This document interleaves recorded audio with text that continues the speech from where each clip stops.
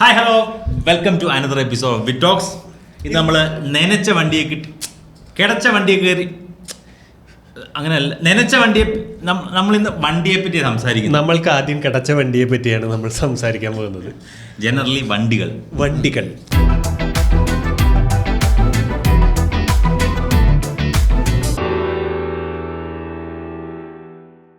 അതൊരു ചക്രത്തിന്റെ മോഡലങ്ങ് പറഞ്ഞു. ചക്രത്തിന്റെ ഇരുചക്രം, മുച്ചക്രം, ഒറ്റച്ചക്രം ഉണ്ടായിരുന്നു. അതെ, പരിപാടിയില്ലേ? ശരിയാ, അതുണ്ടായിരുന്നു. സൈക്കിൾ തട്ടി തട്ടി കളിക്കുന്ന പരിപാടി ഉണ്ടായിരുന്നു. ട്രെയിൻ എത്ര ചക്രം ഉണ്ടെങ്കിൽ അത് പറയുമ്പോ നീ പറയണല്ലോ, അത് നമ്മൾ ഓടിക്കുന്നില്ലല്ലോ. അല്ല, എന്നാലും പറയണം, ഒറ്റ ചക്രം മുതൽ ആയിരക്കണക്കിന് ചക്രമുള്ള, 1000 കാണത്തില്ലല്ലോ, 100 കണക്കിന് ചക്രമുള്ള വണ്ടികളെ പറ്റിയാണ് നമ്മൾ. പിന്നെ പൈസക്കും ചക്രം എന്നുള്ള ഒരു പറച്ചിലുണ്ടല്ലോ, അതാണ് ഈ ചക്രത്തിനൊക്കെ കുറവാണ് നമ്മുടെ കയ്യിലുള്ളത്. അതാണ് നമ്മൾ ഓടിക്കാത്ത ഒരേ ഒരു വണ്ടി, ആ ചക്രം. ഓക്കെ, ജോണിന്റെ ഫേവറേറ്റ് വണ്ടി ഏതാണ്? ഓ, നീ അങ്ങനെ പെട്ടെന്ന് ഇങ്ങോട്ട് തിരിക്കുന്ന ഞാൻ വിചാരിച്ചില്ല. എനിക്ക് ഫേവറേറ്റ് വണ്ടി എന്ന് പറഞ്ഞാൽ അതെങ്ങനെ, ഇഷ്ടപ്പെട്ട വണ്ടി? മോഡ് ഓഫ് ട്രാൻസ്പോർട്ടേഷൻ ഏതാണ് കൂടുതൽ അങ്ങനെയല്ല, ജനറലി ഇഷ്ടപ്പെട്ട വണ്ടി ഏതാണ്? അതായത് കാറിൽ ഫേവറേറ്റ് വണ്ടി എന്ന് ചോദിച്ചു കഴിഞ്ഞാൽ കാറൊന്നും വേണ്ട. ഇപ്പൊ ചിലരോട് ചോദിച്ചാൽ മാറിക്കൊണ്ടേയിരിക്കുന്ന ഒരു സംഭവമാണ് ഓരോ വർഷവും. ഞാൻ സ്കോർപിയോ ആണ്. സ്കോർപിയോ, പിന്നെ വോക്സ്വാഗൻ, മറ്റേ ടൈഗൂൺ. ടീ വെച്ചൊരു സാധനം എന്റെ മനസ്സിൽ കിടപ്പുണ്ടായിരുന്നു. അതൊക്കെ നമ്മൾ ആ സമയത്ത് മേടിച്ചാലോ വണ്ടികളെ പറ്റിട്ടല്ലേ. എന്റെ അനിയന്റെ വണ്ടി ഏതാ? നിന്റെ അനിയന്റെ വണ്ടി ജീപ്പ് മഹീന്ദ്ര താറല്ലായിരുന്നേ? അല്ല, അവൻ ഇതെടുത്ത ടൈഗൂൺ എടുത്തത്. ജോൺ വിചാരിച്ച വണ്ടി പുള്ളിയുടെ അനിയനെ എടുത്തു എന്ന് നമ്മൾ പറഞ്ഞിട്ടുണ്ടായിരുന്നു. ടൈഗൂൺ എടുത്തത്. അതാണ് എന്റെ വണ്ടിയെ പറ്റിയുള്ള ധാരണ. മനസ്സിലായ? വണ്ടിയില് ഈ പറഞ്ഞ പോലെ ഇടയ്ക്കൊക്കെ ഇങ്ങനെ ഓരോന്ന് നോക്കും, കൊള്ളാലോ, അതിന്റെ വില നോക്കും. അത് കഴിഞ്ഞിട്ട് പിന്നെ നമ്മൾ അതിന്റെ മൈലേജ് നോക്കും. അത് കഴിഞ്ഞിട്ട് സ്പെസിഫിക്കേഷൻസ് നോക്കും. സ്കോർപിയോ എനിക്ക് പുതിയ ഇതില്ലേ, സ്കോർപിയോ എന്ന് പറഞ്ഞിട്ടുള്ള, അത് നല്ല, അതും ഈ പറഞ്ഞ പോലെ കുറച്ച് നാൾ നോക്കിക്കൊണ്ടിരുന്ന വണ്ടിയാണ്. ഇപ്പൊ ഞാൻ വീണ്ടും എന്റെ ഫോർഡ് ഫിഗോ തന്നെ ഓടിച്ച് നടക്കുകയാണ്. എത്രയ്ക്ക് വലിയ വണ്ടി നോക്കിയാലും എപ്പോഴും നോക്കുമ്പോൾ അതിന്റെ മൈലേജ് അടുത്ത ഫാക്ടർ നോക്കില്ലേ. അത് കാരണം ഈ EV നോക്കും ഇടയ്ക്ക്. ഇപ്പൊ നിന്റെ ഫേവറേറ്റ് വണ്ടി ഏതാ? എനിക്ക് ഈ പറഞ്ഞ പോലെ വണ്ടിക്കാര്യത്തിൽ ഞാൻ ഭയങ്കര വീക്കാണ് സത്യം പറഞ്ഞാൽ. എനിക്ക് ഇങ്ങനൊരു വണ്ടി അല്ലെങ്കിൽ ഇങ്ങനെ ഫേവറേറ്റ് വണ്ടി എന്ന് പറഞ്ഞാൽ എനിക്ക് പറയാൻ അറിയില്ല.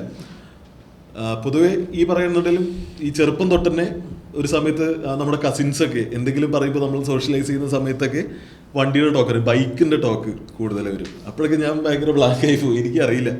പക്ഷെ ഒരു കസിനൊക്കെ ഇവൻ ചുമ്മാ വണ്ടി ഒരു 100 മീറ്റർ അപ്പുറത്ത് നിന്ന് വണ്ടി വരുമ്പോൾ തന്നെ പറയും ഇത് ഈ വണ്ടിയാന്ന് പറയും. എന്നിട്ട് നമ്മളെ ചുമ്മാ തള്ളുന്നൊക്കെ ഒരു അടുത്തെത്തുമ്പോൾ നോക്കുമ്പോൾ സെയിം. അതുപോലെ ചിലപ്പോൾ ഇവനെ തിരിച്ചു നിർത്തും. ഇത് നീ വണ്ടനാണെങ്കിൽ അവൻ സുഖമായിട്ട് പറ്റിക്കുക. എന്നിട്ട് ഇവനെ ഓക്കെ ഇന്ന് നീ വണ്ടി കാണണ്ട, ഇവനിങ്ങോട്ട് തിരിച്ചു നിർത്തും. തിരിച്ചു നിർത്തി കഴിഞ്ഞാൽ ആശൻ ശബ്ദം കേട്ടിട്ട് പറയും. അങ്ങനെ ഒരു വണ്ടിപ്രാന്നുള്ളൊരു പേരുണ്ട്. എൻ്റെ ഒരു ഫ്രണ്ട് ശ്രീജിത്ത് ഈ പറഞ്ഞ പോലെ വണ്ടി ഭയങ്കരമായിട്ട് ഫോളോ ചെയ്യണ എല്ലാ വണ്ടികളും. അപ്പം ഞാൻ അവൻ്റെ അടുത്ത് ഞാൻ പറഞ്ഞല്ലോ, ആ സമയത്ത് എനിക്ക് വണ്ടി കയറണം അങ്ങനത്തെ ഒരു ഇത് നോക്കിയാലോ എന്നുള്ള ആ റേഞ്ചിലുള്ള വണ്ടികൾ നോക്കുന്നുണ്ടായിരുന്നു. അപ്പോൾ ഇവനാണ് പറഞ്ഞു കൊടുക്കുക. അപ്പോൾ ഇവൻ കംപ്ലീറ്റ് എല്ലാത്തിൻ്റെയും വീഡിയോസ് അയച്ചു തരും. അയച്ചെന്ന് ഒരിക്കലും അവസാനം അത് എടുക്കണ്ട, അതിന് അവൻ്റെ ബഡ്ജറ്റ് ഇങ്ങനെ കയറ്റി പോവാ. നമ്മൾ ഇത് തന്നെ എന്തൊക്കെ പണയം വെച്ചിട്ട് എടുക്കണമെന്ന് ആലോചിച്ചുകൊണ്ടിരിക്കുമ്പോൾ അവൻ ഭയങ്കരമായിട്ട് ഇതിൻ്റെ സ്പെസിഫിക്കേഷൻ ടെക് ഭയങ്കര അതിൻ്റെ കാര്യങ്ങൾ ഫീച്ചേഴ്സൊക്കെ നോക്കും. അവനൊരു ഈ പറഞ്ഞ പോലെ ഫോക്സ്വാഗൻ പ്രാന്തന ആള്. ഇവിടെ പോളോ GT ആയിരുന്നു കൊണ്ടുവരുന്നത്. ഇപ്പോൾ US അവിടെ ചെന്നിട്ട് ഏതോ ഫോക്സ്വാഗൻ തന്നെ ഏതോ ഒരു വണ്ടി എടുത്തിട്ടില്ലെന്ന് തോന്നുന്നു. അങ്ങനത്തെ ക്രേസിൻ്റെ ഇതൊക്കെ എനിക്ക് സത്യം പറഞ്ഞാൽ എനിക്ക് വണ്ടി ഓടിക്കാത്ര ഇഷ്ടമുള്ള ആളൊന്നുമല്ല ഞാൻ. അത് ആ ഒരു സമയത്ത് നോക്കിയിരുന്നൊരു വണ്ടി എന്നുള്ളൂ. അല്ലാണ്ട് എനിക്ക് ഇപ്പം എൻ്റെ ഇപ്പോഴുള്ള വണ്ടി തന്നെ ഞാൻ വളരെ കുറവാ ഓടിക്കലുള്ളൂ. ഞാൻ ഇത്തിരി ട്രാഫിക്കുള്ളടുത്ത് എങ്ങടെങ്കിലും പോകണമെന്ന് വിചാരിച്ചു ഞാൻ സ്കൂട്ടർ എടുത്തു പോകും. ഞാൻ എന്തിന് കൊച്ചിക്ക് തൃശ്ശൂരിൽ നിന്ന് സ്കൂട്ടർ എടുത്തിട്ട് വരും. എന്താണെന്ന് വെച്ചാൽ ഇവിടെ വന്നു കഴിഞ്ഞാൽ ഇങ്ങോട്ടുള്ള ഓടിക്കലിന് ഏറ്റവും കൺവീനിയൻറ്റ്, ട്രാഫിക്കിലൊക്കെ ഓടിക്കാൻ സുഖം അതാണ്.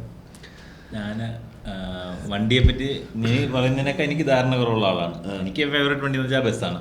ബസ് മറ്റേ KSRTCയുടെ മറ്റേ ഹൈറ്റുള്ള ബസ് ഉണ്ടല്ലോ, ഓർഡിനറി ബസ്സല്ല, ഫാസ്റ്റ് പാസഞ്ചർ ബസ്, ചുവന്ന ബസ്. ഓ, KSRTC ഫാസ്റ്റ് പാസഞ്ചർ ടിപ്പിക്കൽ സാധനം വരുന്നത് ആനവണ്ടി എന്ന് പറയുന്ന കറക്റ്റ് സാധനം അതാണ് എൻ്റെ ഫേവറേറ്റ് വണ്ടി. മറ്റേ വണ്ടികളിൽ എനിക്ക് വലിയ ധാരണയൊന്നുമില്ല.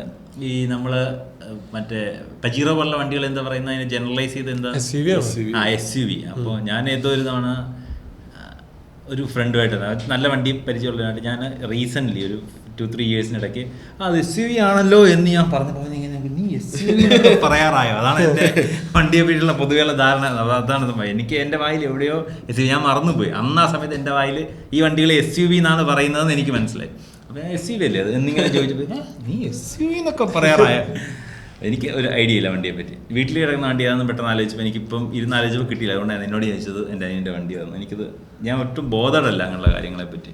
പക്ഷെ ഫേവറേറ്റ് വണ്ടി ഇല്ലെങ്കിലും വണ്ടി അസോസിയേറ്റഡ് ആയിട്ട് എന്തെങ്കിലും കഥകളൊക്കെ ഉണ്ടാവുമല്ലോ. പിന്നെ എന്തായാലും ഉണ്ടാവില്ല. വണ്ടികളിൽ നമ്മൾ ആദ്യമായിട്ട് വണ്ടി ഓടിക്കാൻ തുടങ്ങിയത് തന്നെയാണ്. ഒരു കമ്പ്, ഒരു സൈക്കിൾ ടയർ അല്ലെങ്കിൽ ഒരു ടയർ വെച്ച് തട്ടി കളിച്ചിട്ടുണ്ട്. കളിച്ചിട്ടുള്ളത് മറ്റേ ഉജാലയുടെ ബോട്ടിലില്ലേ, അത് കട്ട് ചെയ്തിട്ട് പിന്നെ ഒരു ചെരുപ്പിന് റബ്ബർ കിട്ടാൻ വേണ്ടി ചെരുപ്പ് വെട്ടും. ഒരു മെറ്റലിന്റെ സാധനമാണെന്ന് തോന്നുന്നു. അടപ്പോ അല്ല, അതിങ്ങനെ വട്ടത്തിൽ കട്ട് ചെയ്തെടുത്തിട്ടുണ്ട്. എന്നിട്ട് ഇതിനൊരു കോല് പിടിപ്പിച്ചിട്ട് ഇങ്ങനെ ശരിക്കും അത് ഉരുട്ടുന്നതിനൊക്കെ നല്ലത് നമ്മളോടൊക്കെ ചെരുപ്പ്, നമ്മുടെ പാരഗണ്ട് മച്ചിങ്ങ വെക്കും. അത് 2 സെറ്റ് വെച്ചിട്ട് ഓടിക്കുന്ന വണ്ടി. ഇത് സിംഗിൾ ടയർ ഉണ്ടാക്കിയിട്ട് ഒരു ചെരുപ്പ് കിട്ടി ഇങ്ങനെ ഓടിച്ചോണ്ടിരിക്കാൻ പറ്റും. മച്ചിങ് വെച്ചിട്ട് മറ്റേ കയറിട്ട് കെട്ടി വലിച്ചോണ്ട് നടക്കണം. ആ സാധനമല്ലേ അങ്ങനത്തെ വണ്ടിയാണ്. ഞാൻ എൻ്റെ കസിൻ ബ്രദറൊക്കെ ആയിട്ട് ഇങ്ങനെ സ്കൂളിൽ പോയിട്ടുണ്ട്. ഇത് ഉരുട്ടിയിട്ടാണ് പോകുന്നത്. ഒരു വർഷം ഞാൻ എൻ്റെ ഉമ്മാൻ്റെ വീട്ടിൽ സ്കൂള് പഠിച്ചിട്ടുണ്ട് അവിടെ നിന്നിട്ട്. അപ്പോൾ ആ സമയത്ത് ഇവൻ്റെ കൂടെയാണ്. അപ്പോൾ ഇവനിങ്ങനെയുള്ള കുറേ ഗെയിംസ് ഇതിലൊക്കെ ഭയങ്കര അടിപൊളി മനുഷ്യനാണ്. ഇപ്പോൾ ഗോട്ടി കളിക്കുന്നതിലും ഇങ്ങനെയുള്ള ഏത് ഗെയിംസ് എടുത്താലും ഇവൻ സൂപ്പറാണ്. അതുപോലെ ഇതൊക്കെ വരുമ്പോൾ ഇതൊക്കെ ബാലൻസ് ചെയ്യുന്നിടത്ത് അല്ലെങ്കിൽ ഇത് കൊണ്ടെടുക്കുന്നത് ഭയങ്കര സ്പീഡാണ് അങ്ങനെ മനുഷ്യൻ. അപ്പോൾ അവൻ്റെ കൂടെ കൂടിയിട്ട് ഞാൻ ഈ വട്ട് സാധനം ഞാൻ എൻ്റെ കൂടെയാണ് ചെയ്തിട്ടുള്ളത്. പക്ഷെ അത് നല്ല ഫൺ പരിപാടിയായിരുന്നു. അത് ഉരുട്ടി കഴിഞ്ഞാൽ നമ്മൾ അടുത്ത ലെവലാണ്. നമുക്ക് പിന്നെ പ്രൊമോഷൻ കിട്ടുന്നതാണ്. സൈക്കിളിന്റെ ടയർ കേടായി കഴിഞ്ഞാൽ ഊരി അവിടെയൊക്കെ ഇടും. അത് ഇങ്ങനെ തട്ടി നടന്ന് റേസ് പോലൊക്കെ നടത്തും. പിന്നെ ഉരുട്ടി വിട്ട് കളിക്കും. അങ്ങനെ പരിപാടിയുണ്ട്. നമ്മുടെ വീട്ടിൽ വന്നിട്ടില്ലേ നിങ്ങൾ? എന്റെ വീട് അറിയാലോ. അപ്പൊ ഈ സൈക്കിൾ ടയറിൽ നിന്ന് നമ്മുടെ പ്രൊമോഷൻ കിട്ടും. അതായത് വല്ലപ്പോഴും എവിടെയെങ്കിലും ബൈക്കിന്റെയോ കാറിന്റെയോ ടയർ എങ്ങനെങ്കിലും കിട്ടും, എവിടെയും കിടക്കുന്നൊക്കെ. ചെറുപ്പത്തില് അത് ഉരുട്ടിക്കൊണ്ടുവന്ന് മേളി കൊണ്ടുവന്ന് കിട്ടി ആ കയറ്റത്തിന്. അതിനുള്ളൊരു ഗുണം എന്താ പറയുക, ആ ടയർ ബാലൻസ് കാറിന്റെ ടയർ അതങ്ങനെ അവിടെ ഇവിടെ ഉരുട്ടി കളിക്കുന്ന കൂടാതെ ഒരു തവണ ഇറക്കത്തിലേക്ക്, വീടിന്റെ മുറ്റത്തിലെ ആ ഇറക്കത്തിലേക്ക് ആ ടയർ കൊണ്ടുവന്ന് എന്നിട്ട് ഇങ്ങനെ ഉരുട്ടി കളിച്ച് താഴെ അപ്പുറം പിടിക്കാൻ ആളുണ്ട്. താഴെ നിന്ന് ഉരുട്ടിയത് മേളിൽ നിന്ന് ഉരുട്ടിയത് ഒരുത്തന്റെ കയ്യിൽ നിന്ന് മിസ്സായി പോയി. അത് അവിടുന്ന് ഒരു ഉരുട്ടലുണ്ടാണല്ലോ, നമ്മുടെ നെഞ്ച് കത്തും. പിന്നെ ഉരുണ്ട് കഴിഞ്ഞാൽ ജമ്പിങ് തുടങ്ങും. 2 റൗണ്ട് ഉരുണ്ട് കഴിഞ്ഞാൽ പിന്നെ അതിനൊരു ജമ്പിങ് വരും. ജമ്പ് ചെയ്ത് ഉരുളാണ് ഡും ഡും മേളിൽ നോക്കി മെയിൻ റോഡിലേക്ക് ഒരു വണ്ടിയും ടച്ച് ചെയ്യാതെ ആ കയറ്റത്തിൽ മേളത്തെ കയറ്റത്തിൽ ഇങ്ങനെ ഇറങ്ങി വന്ന് ഒരു വണ്ടിയും ടച്ച് ചെയ്യാതെ ഇത് ഈ റോഡും ക്രോസ് ചെയ്ത് അപ്പുറത്തേക്ക് പോയി. അയ്യോ വിചാരിച്ച് വലിയൊരു അപകടം നടക്കുക. നമ്മൾ ഉരുട്ടി വിട്ട ഒരു പ്രശ്നമാണ് അത്. അതിന്റെ ഇടയിലുള്ള ഒരു മൊമെന്റ് ഉണ്ടല്ലോ, അത് നമ്മൾ കണ്ടോണ്ടിരിക്കുമ്പോ ഇതിങ്ങനെ അത് ഹൃദയൊക്കെ ഇങ്ങനെ വായിലോട്ട് അടിച്ചു കൊന്നോളയും. വീട്ടിലൊക്കെ അറിഞ്ഞ എങ്ങാനത് വല്ല വണ്ടിയെ പോയി തട്ടി ആക്സിഡന്റ് ഇല്ലെന്ന് പറഞ്ഞാൽ തീർന്നു. എന്റെ സൈക്കിൾ ഓടിക്കാൻ പഠിക്കൽ അങ്ങനെയായിരുന്നു. അതായത് എന്റെ വീടിന്റെ ഗേറ്റിന്റെ അവിടെ നിന്ന് ഇത് പറഞ്ഞ പോലെ വീട്ടിലേക്കുള്ള ഒരു ഇറക്കമുള്ള വഴിയത്. അപ്പൊ അവിടെ വരെ കൊണ്ടുപോയിട്ട് അതുമ്മ കയറ്റിയിരുത്തിയിട്ട് സൈക്കിൾ ഒറ്റ വിടൽ വിട്ടു. അപ്പൊ ആ സൈക്കിൾ സ്വാഭാവികമായിട്ട് അതിനൊരു ബാലൻസ് ഉണ്ടാവില്ല. അതുമ്മ ചവിട്ടി. പക്ഷെ ഈ സാധനം എനിക്ക് നിർത്താറിയില്ല. ചവിട്ടല് ഞാൻ ചവിട്ടി ഇത് പഠിച്ചു കഴിഞ്ഞു. പക്ഷെ ഇത് നിർത്തിയിട്ട് എനിക്ക് ഇറങ്ങാൻ അറിയണില്ല. ഞാൻ കറങ്ങാണ് അവിടെ ചവിട്ടുന്നു, ചവിട്ടാൻ പറ്റുന്നുണ്ട്. പിന്നെ എനിക്ക് കാല് കഷ്ടിയല്ലേ എത്തുള്ളൂ. അത് കഴിഞ്ഞ് വീടിന്റെ ഫ്രണ്ടിലൊരു പ്ലാവ് ഉണ്ടായിരുന്നു അന്ന്. അതിന്റെ ഒരു തറയുടെ അവിടെ കൊണ്ടുപോയി സൈഡാക്കി ഞാൻ നിർത്തി. പിന്നെ എനിക്ക് ഭയങ്കര കോൺഫിഡൻസ് ആയി. പിന്നെ ഈ സാധനം കൊണ്ട് ഞാൻ പറമ്പിലേക്കൊക്കെ ചവിട്ടാൻ തുടങ്ങി. അവസാനം ഈ സാധനം തെങ്ങും കുഴിയിൽ വീണു. സൈക്കിൾ തെങ്ങും കുഴി അതിന്റെ ഫ്രണ്ടിലത്തെ ബ്രേക്ക് സാധനമൊക്കെ ഒടിഞ്ഞു പോയി. അത് ഞാൻ സൈക്കിള് മേടിച്ച് ഏകദേശം 1 മാസത്തിന് മുമ്പ് അതിന്റെ ബ്രേക്ക് ഒടിഞ്ഞു പോയി. എന്നിട്ട് ഈ സാധനം മാറ്റാൻ കിട്ടുന്നില്ല. അതൊരു അതിന്റെ മെറ്റൽ ടൈപ്പ് അല്ല, ഒരു വേറെ ടൈപ്പ് ഒരു ബ്രേക്ക് ആയിരുന്നു. ഡബിൾ ഷോക്ക് സൈക്കിളാണ്. അതായത് ഞാൻ കുറെ കാലമായിട്ട് ആഗ്രഹിച്ച് മേടിച്ച സൈക്കിളാണ്. ഇത് പേപ്പറിൽ ഇതിന്റെ പരസ്യം വരുന്നത്. അന്നാണ് ഈ ഡബിൾ ഷോക്കപ്പ് സൈക്കിൾ ഇൻട്രൊഡ്യൂസ് ചെയ്ത് തുടങ്ങണുള്ളൂ. സാധാരണ സൈക്കിളിൽ നിന്ന് മാറിയിട്ട് സൈക്കിളിന് ഷോക്കപ്പ് വന്നു. അതും കഴിഞ്ഞ് ഫ്രണ്ടിൽ 2 ഇതും വന്നു, ബാക്കിലും വന്നു. അങ്ങനത്തെ സൈക്കിൾ വന്നിട്ടുള്ളൂ. പിന്നെ ഗിയറൊക്കെ അത് കഴിഞ്ഞിട്ടാണ് പറഞ്ഞത്. അപ്പൊ ഡബിൾ ഷോക്കപ്പാണ് സൈക്കിളിൽ ആദ്യമായിട്ട് കാണിക്കുന്നത്. അപ്പൊ പരസ്യത്തിലൊക്കെ ഇങ്ങനെ വന്നിങ്ങനെ നിർത്തണ ഈ സാധനം ഇതൊക്കെ. അപ്പൊ നമ്മൾ പേപ്പറിൽ നോക്കുന്നു, ഇതെന്തെങ്കിലും മേടിക്കണം എന്ന് വിചാരിച്ച് ചേട്ടന് മറ്റേ BSSLR ഹീറോന്റെ SLR ഉണ്ടായിരുന്നു. അത് കഴിഞ്ഞിട്ട് അങ്ങനെ നമ്മൾ സൂക്ഷിച്ച് വെച്ചിട്ട് സൈക്കിള് മേടിക്കാൻ പോയപ്പോ അപ്പനെ അടുത്ത് സൈക്കിള് വേണ്ടതെന്ന് ചോദിച്ചപ്പോ ഞാൻ ഈ സാധനം പറഞ്ഞ് അപ്പനെ ചാടിച്ചു ഇത് മേടിച്ചു വന്നിട്ട് ഇത് കണ്ടിട്ട് അമ്മയുടെ ഭാഗം ഒരു വിപ്ലവം ഉണ്ടായിരുന്നു. ഇതിന് വില കൂടുതലാണല്ലോ, എന്റെ സൈക്കിൾ ബഡ്ജറ്റിനെ ഞാൻ ക്രോസ് ചെയ്തിട്ട് അപ്പനെ ചാക്കിലിട്ടാണ് സാധനം മേടിച്ചിട്ടുള്ളത്. അപ്പൊ അതിനും ചീത്തയൊക്കെ കേട്ടതിന് ശേഷമാണ് ഞാൻ ചവിട്ടി ഒരു മാസത്തിങ്ങനെ മുമ്പ് അതിന്റെ ഫ്രണ്ടിത്തെ ബ്രേക്ക് ഓടിച്ച് അതങ്ങനെ കുറെ നാള് ഇരുന്നു. എനിക്കത് ഞാൻ ആ സൈക്കിൾ മേടിക്കണം എന്ന് അത്ര ആഗ്രഹിച്ചിട്ട് മേടിച്ചപ്പോൾ ഞാൻ ഇപ്പൊ കാണുമ്പോ ഇപ്പോഴത്തെ പിള്ളേർക്ക് ഒരു വിലയില്ല സൈക്കിളിന്. അതായത് നമ്മളത്ര ആഗ്രഹിച്ചിട്ട് കിട്ടണേ. ഇപ്പൊ ഞങ്ങളുടെ ഒരു ഫ്രണ്ടിന്റെ കൊച്ചിന്റെ ബർത്ത്ഡേക്ക് നമ്മളൊക്കെ തീരുമാനിക്കുന്നത് സൈക്കിൾ മേടിച്ച് കൊടുക്കാം, എന്നിട്ട് ആ സൈക്കിൾ മേടിച്ചു കൊടുക്കും. പിന്നെ അത് ചവിട്ട് പോലും ഇല്ല അവർക്ക്. ഇതിന് വലിയ ആഗ്രഹിച്ചിരുന്നിട്ട് കിട്ടുന്ന ഒരു സാധനം ഒന്നല്ലല്ലോ, അവർക്ക് വന്നിങ്ങനെ വരികയാണ്. അവിടെ കിടക്കട്ടെ. സൈക്കിൾ ഇപ്പൊ എനിക്ക് തോന്നുന്നില്ല അത്രയും വലിയ വിലയുള്ള വാല്യുബിൾ ഗിഫ്റ്റ് ആണ്. ഫാൻസി ആയിരുന്നു അന്ന്. അല്ല അതാ പറഞ്ഞ ഇപ്പൊ ആൾക്കാർ പിള്ളേർക്ക് ആഗ്രഹിക്കുന്നതിന് മുമ്പ് സാധനങ്ങൾ കിട്ടി തുടങ്ങാം. നിന്റെ കൂട്ടുകാർ സെറ്റില് നിനക്ക് മാത്രം വണ്ടി ഉണ്ടായിരുന്നു? അതിന് എക്സ്ട്രാ മോഡിഫിക്കേഷൻ ഒന്നും ചെയ്തിട്ടില്ല. വെറുതെ ആദ്യത്തെ ഒരു 4 ദിവസം തുടച്ചൊക്കെ വെച്ചായിരുന്നു, വെളിച്ചെണ്ണയൊക്കെ തേച്ചിട്ട് തുടക്കാം. റിമ്മൊക്കെ തിളക്കം പോകാണ്ടിരിക്കുക. ശരിക്കും ഏറ്റവും മണ്ടത്തരായി വെളിച്ചെണ്ണ വെച്ച് തുടക്കുന്നത്. ആ വെളിച്ചെണ്ണ തുടച്ചിട്ട് ഒരു ഒറ്റ ഇറക്കി കഴിഞ്ഞാൽ ഫുള്ള് വീണ്ടും പൊടി പിടിക്കും. ഈ പറഞ്ഞ പോലെ എനിക്ക് വേറൊരു കസിൻ, പുള്ളി അവനാണ്, നമ്മൾ 3 കസിൻസ് ഉണ്ട് എൻ്റെ ഉപ്പാട് സൈഡിൽ. മെയിനായിട്ട് നമ്മൾ ഏകദേശം ഒരു പ്രായം റേഞ്ചിലുള്ള. അപ്പോൾ അവൻ്റെ കയ്യിൽ ഇതുപോലൊരു അവനൊരു സൈക്കിൾ മേടിച്ചു. അവൻ്റെ വാപ്പ ഗൾഫിലാണ്, അപ്പോൾ നല്ലൊരു സൈക്കിൾ മേടിച്ചു. എന്നിട്ട് അതിന് ആശ എന്ന് പറഞ്ഞു കഴിഞ്ഞാൽ മറ്റേ ചെറിയ ഈ ഫിറ്റിങ്സും പിന്നെ മുത്തുമണി അത് പിടിപ്പിക്കും. പിന്നെ അവൻ നന്നായിട്ട് മെയിൻറ്റെയിൻ ചെയ്യും, നല്ലോണം കഴുകി തുടച്ച്. അതേ സ്വഭാവം തന്നെ പുള്ളി വളർന്നപ്പോഴും ഒരു ബൈക്ക് മേടിച്ചു. ബൈക്ക് മേടിച്ചു കഴിഞ്ഞാൽ അവൻ കുളിക്കുന്നതിന് അവൻ ബൈക്ക് കഴുകും. അങ്ങനെ കാരണം എപ്പോഴും നല്ല അടിപൊളിയായിട്ടിരിക്കും, നല്ല കളറിൽ സൂപ്പർ ആയിട്ടിരിക്കും. അങ്ങനെ നമ്മുടെ സ്കൂളിലെ സൈക്കിൾ സ്റ്റാൻഡ് പോലെ സ്ഥലം ഉണ്ടാവും സ്കൂളില്. ഹൈസ്കൂൾ ചേട്ടന്മാരുടെ ഞാൻ ഓർമ്മയിൽ എനിക്ക് 5ാം ക്ലാസ്സിലൊക്കെ നമ്മൾ അങ്ങനെ പോയി നോക്കി നിൽക്കുന്നത്. അപ്പൊ അന്ന് നമുക്ക് വീട്ടിലുള്ളത് ട്രൈ സൈക്കിൾ. ഞങ്ങൾക്ക് കിട്ടിയ ഫസ്റ്റ് സൈക്കിൾ ട്രൈ സൈക്കിളാണ്. മറ്റേ ഓടിക്കാൻ ആർക്കും അറിയത്തില്ലായിരുന്നു. ചേട്ടനെ 2 വയസ്സ് മുതൽ ചേട്ടനും അറിയത്തില്ല, അനിയും കുഞ്ഞാണ്. ഞങ്ങൾക്ക് ഫസ്റ്റ് സൈക്കിൾ കിട്ടുമ്പോൾ എനിക്ക് 10 വയസ്സ് 5ാം ക്ലാസ്സിലും കണ്ടത് കിട്ടുന്നെന്ന് തോന്നുന്നു. അന്ന് BSA ചാമ്പെന്നോ അങ്ങനെ അതിന്റെ പേരങ്ങ്. അതും 2 പേർക്ക് വേണേ ഇരിക്കാം. സാധാ സൈക്കിൾ അങ്ങനെയല്ല, ഫ്രണ്ടിലൊരു കട്ടുള്ള സൈക്കിള്, വീക്കട്ടുള്ള ബാറല്ല, വീക്കട്ടുള്ള സൈക്കിള്. പക്ഷെ അതിന് ഒരു നീളത്തിലൊരു ചെയർ, ഇത്രയും നീളത്തിലൊരു ചെയർ ഉണ്ട്. ഒരു സിംഗിൾ ചെയർ പോലെ വേണമെങ്കിൽ അനിയനെയും കൂടെ ഫ്രണ്ടിൽ വെച്ചിരുത്തി വേണമെങ്കിൽ ഓടിക്കാം, അങ്ങനെ സെറ്റപ്പ്. പക്ഷെ അതാക്കുള്ളതാ. പക്ഷെ എനിക്ക് കുറച്ച് ലേഡീസ് സൈഡിലേക്കുള്ള സൈക്കിൾ പോലെ എനിക്ക് തോന്നിയത്. അത് മറ്റേ ലേഡി ബേർഡല്ല, വേറൊരു ടൈപ്പ് സാധനം. അപ്പൊ 3 സീറ്റ് ഇട്ടിട്ട് അതിന്റെ സീറ്റ് പൊക്ക് താക്കുകയൊക്കെ ചെയ്യും. അതൊക്കെ എന്റെ ഏറ്റവും വലിയ ഇത്. ചേട്ടന് വേണ്ടി പൊക്കി വെച്ച് ഓടിക്കാം, അത് കഴിഞ്ഞാൽ അത് അഴിച്ചു തത്ത എനിക്കും അനിയനെ ഓടിക്കാം, അങ്ങനെയുള്ള സാധനം. അത് വെച്ച് കുറെ ഓടിച്ചു നടന്നിട്ടുണ്ട്. അപ്പൊ അത് സ്കൂളിലൊന്നും കൊണ്ടുപോകാൻ പറ്റില്ല, കാരണം സ്കൂളിലെ സ്റ്റാൻഡേർഡിന് പറ്റിയ സൈക്കിളല്ലാതെ നമുക്ക് നന്നായിട്ട് അറിയാം. അപ്പം ഈ സൈക്കിൾ സ്റ്റാൻഡിൽ ഹൈസ്കൂൾ ചേട്ടന്മാരുടെ ഇങ്ങനെ പല ടൈപ്പ് അലങ്കരിച്ച വസ്തുക്കള്, എക്സ്ട്രാ ഫിറ്റിങ്സ് ഉള്ള സാധനങ്ങള്, സൂപ്പർ ബൈക്കുകളാക്കാൻ ട്രൈ ചെയ്യുന്ന സൈക്കിളൊക്കെ കണ്ടിട്ടുണ്ട്. അതാണ് സൈക്കിളിലെ ഫസ്റ്റ്. പിന്നെ അത് കഴിഞ്ഞിട്ട് ഈ സൈക്കിളിൽ തന്നെ മോഡിഫിക്കേഷൻ വെച്ചിട്ടുണ്ട്. മറ്റേ ബാറ്ററി വെച്ച് ബൾബ് കത്തിക്കുന്ന സാധനമൊക്കെ വെച്ചിട്ടുണ്ട്. എഞ്ചിനീയർ, അന്ന് എഞ്ചിനീയർ. അല്ല, എന്റെ അപ്പനാണ് തന്നെ ഇത് കാര്യങ്ങളിൽ ഹെൽപ്പ് ചെയ്യുന്ന ആള്. ഈ ട്രൈസൈക്കിൾ സാധനത്തില് ഈ പുറകിൽ സീറ്റുള്ള കണ്ടിട്ടുണ്ടോ? നമുക്ക് അങ്ങനത്തെ ഒരു സാധനം ഉണ്ടായിരുന്നു. അതിൽ ഈ പറഞ്ഞ പോലെ മേലേന്ന് ആൾക്കാർ ഇരുന്നിട്ട് പിന്നെ ചുമ്മാ മേലെന്ന് ഉരുട്ടേക്ക് വിടും. അത് ഈ താഴെ പിടിക്കാൻ ആളുണ്ട്.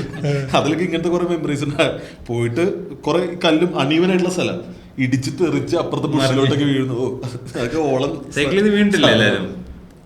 സൈക്കിളിൽ നിന്ന് വീണ കഥയില് ഞങ്ങളുടെ അവിടുത്തെ ജോമാന്റെ കഥ ഭയങ്കര കിടിലൻ കഥയാ. അപ്പൊ അന്നത്തെ കാലത്ത് ഈ സൈക്കിള് വിൽക്കല്, സെക്കൻഡ് ഹാൻഡ് സൈക്കിള് മേടിക്കല് പരിപാടിയൊക്കെ ഉണ്ട്. അപ്പൊ ജോമൻ എന്ന് പറയുന്നത് നമ്മളിപ്പോഴും കഥയിൽ പറയാറുള്ള എന്റെ വീഡിയോ ഒക്കെ എടുത്ത് തരുന്ന ഫോട്ടോഗ്രാഫർ ജോമൻ ക്യാൻഡി ക്യാം പ്രത്യേക മെൻഷൻ. ജോമൻ അന്ന് ഭയങ്കരമായിട്ട് വലിഞ്ഞിട്ടാണ് ജോമൻ ഇരിക്കുന്നത്. അപ്പൊ ജോമന്റെ അനിയൻ ഒരു സ്പോർട്സ് സൈക്കിൾ മേടിച്ചു. മറ്റേ സാധനം ഇങ്ങനെ വളഞ്ഞിട്ട് ഉള്ള ഇത് ഇത്രയും 3 ടയറുള്ള ഒരു സാധനമൊക്കെ. ആ സാധനം അങ്ങനത്തെ സൈക്കിൾ ജോമന്റെ അനിയൻ മേടിച്ചു. അപ്പൊ ജോമന്റെ അനിയൻ ഇതിൽ വലിയൊരു ഭാവിയുണ്ട്.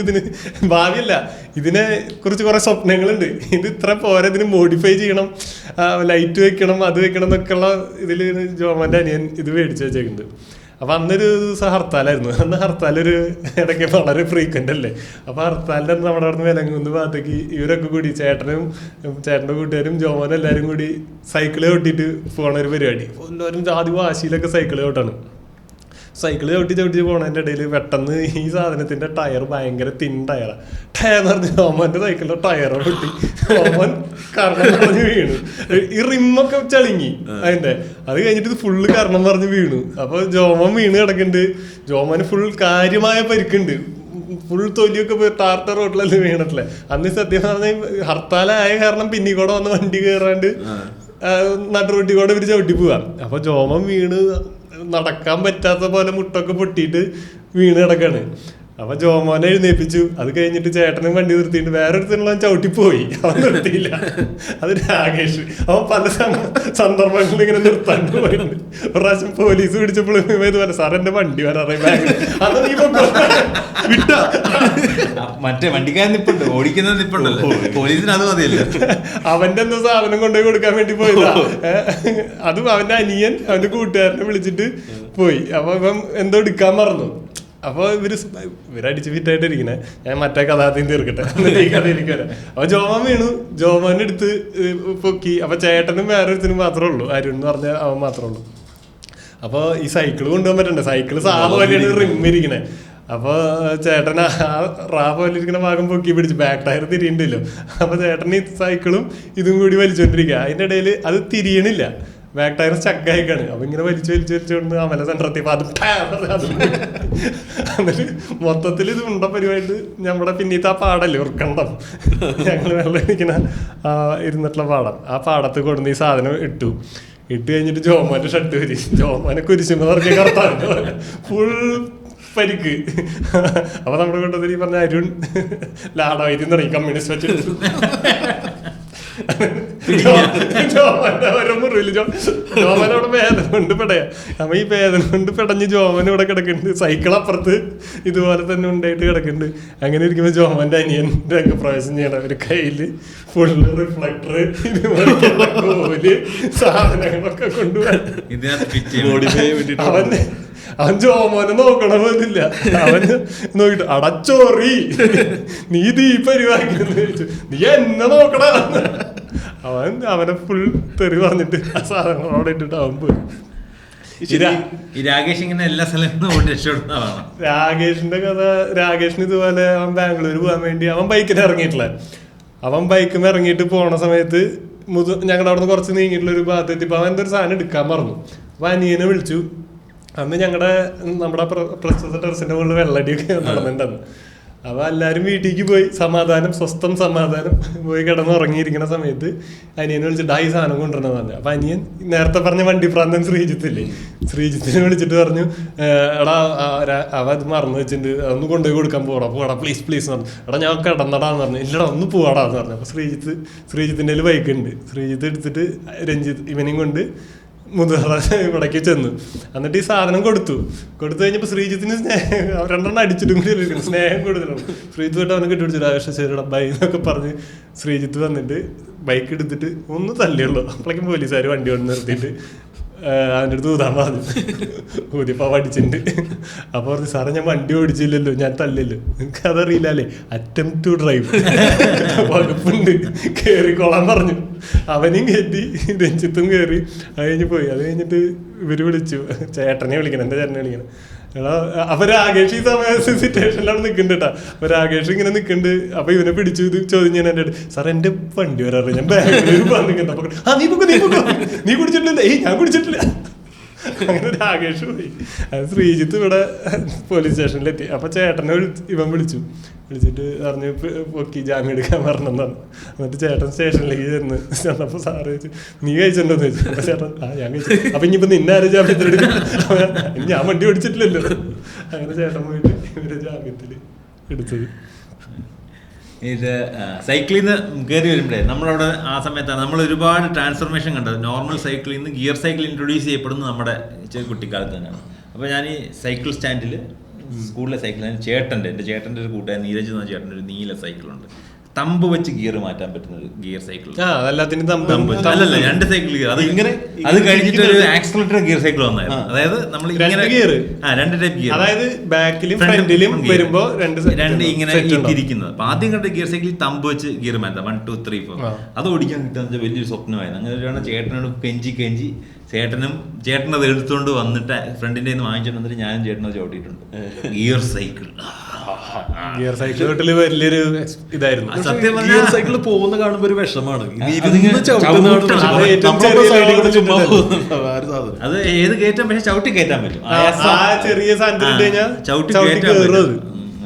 ഭയങ്കര സംഭവമായിരുന്നു. സ്വന്തമായിട്ട് അനീസിക്ക് എപ്പോഴും സൈക്കിൾ മേടിച്ച് ഈ ട്രൈ സൈക്കിൾ കഴിഞ്ഞിട്ട് സ്വന്തമായിട്ട് സൈക്കിൾ വാങ്ങിച്ചിട്ടില്ല. ഈ ഗ്രൂപ്പ് ഞങ്ങൾക്ക് 3 പേർക്കോട്ട് വാങ്ങിച്ചു തരുന്ന പരിപാടികൾ. അങ്ങനെ ഈ ട്രൈ സൈക്കിൾ കഴിഞ്ഞിട്ട് വീട്ടിലന്ന് റബ്ബർ വെട്ടുണ്ടായിരുന്നു. അതായത് റബ്ബർ ഷീറ്റ് എടുത്തുകൊണ്ട് വരുന്നൊരു പ്രോസസ്സ് ഉണ്ടായിരുന്നു. അപ്പോൾ നമ്മുടെ ഒന്നുകിൽ ഞങ്ങൾ അല്ലെങ്കിൽ റബ്ബർ വെട്ടുന്ന ആളിത് എടുത്തുകൊണ്ട് വരണം. അപ്പോൾ എന്തായാലും വീട്ടിൽ സൈക്കിൾ വേണമെന്ന് തീരുമാനമായിട്ട് ഒരു 8ാം ക്ലാസ് ഒക്കെ അല്ലെങ്കിൽ 6ാം ക്ലാസ് 7ാം ക്ലാസ് സമയത്ത് ട്രൈ സൈക്കിൾ ചത്ത് മലച്ചപ്പോഴത്തേക്ക് ആ സമയത്തേക്ക് ഒരു ഫുൾ സൈക്കിൾ എന്ന സാധനം ഉണ്ടല്ലേ, റിയൽ മാച്ചോ സൈക്കിൾ, ഇങ്ങനെ വെച്ചിട്ട് നമ്മൾ എഴുന്നേരുന്ന ബാറൊക്കെ ഉള്ള വലിയ സൈക്കിള്, അത് വീട്ടിൽ വാങ്ങിച്ചാണ് പിന്നെ 2ാമത്തെ സൈക്കിള്. അത് ശരിക്കും റബ്ബർ വെട്ട ആവശ്യത്തിന് വേണ്ടി വാങ്ങിച്ചത്. അപ്പോൾ അത് ഓടിക്കണമെങ്കിൽ നമ്മൾ റബ്ബർ ഷീറ്റ് എടുക്കാൻ പോകണം. അപ്പോൾ അങ്ങനെയൊക്കെ അത് ഓടിച്ചുകൊണ്ട് റബ്ബർ ഷീറ്റ് എടുക്കാൻ പോവുകയും അത് ഓടിക്കുകയായിരുന്നു. അതും ആദ്യമൊക്കെ അത് ഇതിന്റെ ഇടയ്ക്കൂടെ കാലിട്ട് ചവിട്ടുന്ന പരിപാടി, ബാറിന്റെ മുകളിൽ കയറാതെ സൈഡിട്ട് ചവിട്ടി അത് നിങ്ങൾക്ക് സൈക്കിളിൽ കയറുമ്പോഴേ ഒരു സൈഡിൽ പെഡലിൽ കയറിയിട്ട് പിന്നെ കാലി വെച്ചിട്ട് ആദ്യം കയറത്തില്ല. അങ്ങനെ ആദ്യം നമ്മൾ ചരിച്ചു കയറും, പിന്നെ കുറച്ച് കഴിയുമ്പോൾ ഇങ്ങനെ ചവിട്ടിക്കൊണ്ട്. എനിക്കത് ഭയങ്കര പേടിയുള്ള സാധനമാണ്. അങ്ങനെ ഉണ്ടാവും ചിലപ്പോ എടുത്തു പോണ സമയത്ത് കേറിയിടുന്നു. അത് മാസാധനം. അത് എനിക്ക് അല്ല, സൈക്കിളിന്റെ മാസാധനം അത് ചവിട്ടിക്കൊണ്ട് കയറുക എന്നുള്ളത്. അത് കുറെ സമയം എടുക്കും പഠിക്കാൻ. പക്ഷെ എനിക്ക് വന്ന് അത് കഴിഞ്ഞാൽ എന്റെ വണ്ടിയായിട്ടുള്ള ക്രേസ്, കാരണം നമുക്കിത് കിട്ടത്തില്ലെന്ന് ആദ്യമേ ബോധ്യമായി. സമയത്ത് വണ്ടിയും കിട്ടത്തില്ല, പിന്നെ വീട്ടിൽ വെഹിക്കിൾ ഇല്ല. എന്റെ വീട്ടിൽ ഈ പറഞ്ഞ പോലെ ഈ സൈക്കിൾ ചവിട്ടുന്ന കാലത്ത് പോലും പുറത്തേക്ക് ഇറങ്ങുമ്പോൾ അപ്പൻ തുടങ്ങും. അതായത് ഈ സൈഡിൽ കൂടെ പോകണം, റോഡിൽ കയറ്റി ചവിട്ടരുത്, ഫുട്പാത്തിൽ കൂടെ ഇങ്ങനെ പോകണം, അങ്ങനെ പോയിട്ട് ഇതിങ്ങനെ പോകണം. ഫുള്ളൊരു സാധനം ഒരു ക്ലാസ് കഴിഞ്ഞിട്ടാണ് നമ്മൾ ഈ സ്ഥലത്തേക്ക് പറഞ്ഞത്. 2 വീലർ ആൾക്ക് ഭയങ്കര പേടിയാണ്. എനിക്ക് തോന്നുന്നു ഒരു ആക്സിഡന്റ് പണ്ടെന്തോ പറ്റിയതിൽ പേടി വെച്ചിട്ടുള്ളത് എന്തോ കൈയൊക്കെ ഒടിഞ്ഞിട്ടുണ്ട്. അപ്പൊ അതിന്റെ ആണോ എന്താണെന്ന് അറിയില്ല. ജന്മം ഉണ്ടെങ്കിൽ 2 വീലർ വീട്ടിൽ കയറ്റാൻ സമ്മതിക്കില്ല. അത് കാരണം എനിക്ക് ഇപ്പോഴും ബൈക്ക് ഓടിക്കാൻ അറിയില്ല. സ്കൂട്ടർ തന്നെ ഞാൻ കുറെ കാലം കഴിഞ്ഞിട്ടാണ് ഇത് ചെയ്യാൻ തുടങ്ങണ്ടായിരുന്നത്. നീ സൈക്കിൾ ഓടിക്കാൻ പഠിച്ചുകൊണ്ട് തന്നെ ബൈക്ക് ഓടിക്കാൻ പഠിച്ചാണോ, അതോ ആരെങ്കിലും ബൈക്ക് ഓടിക്കാൻ പഠിപ്പിച്ചത് തന്നെ? ബൈക്ക് ഓടിക്കാൻ ഈ പറഞ്ഞ പോലെ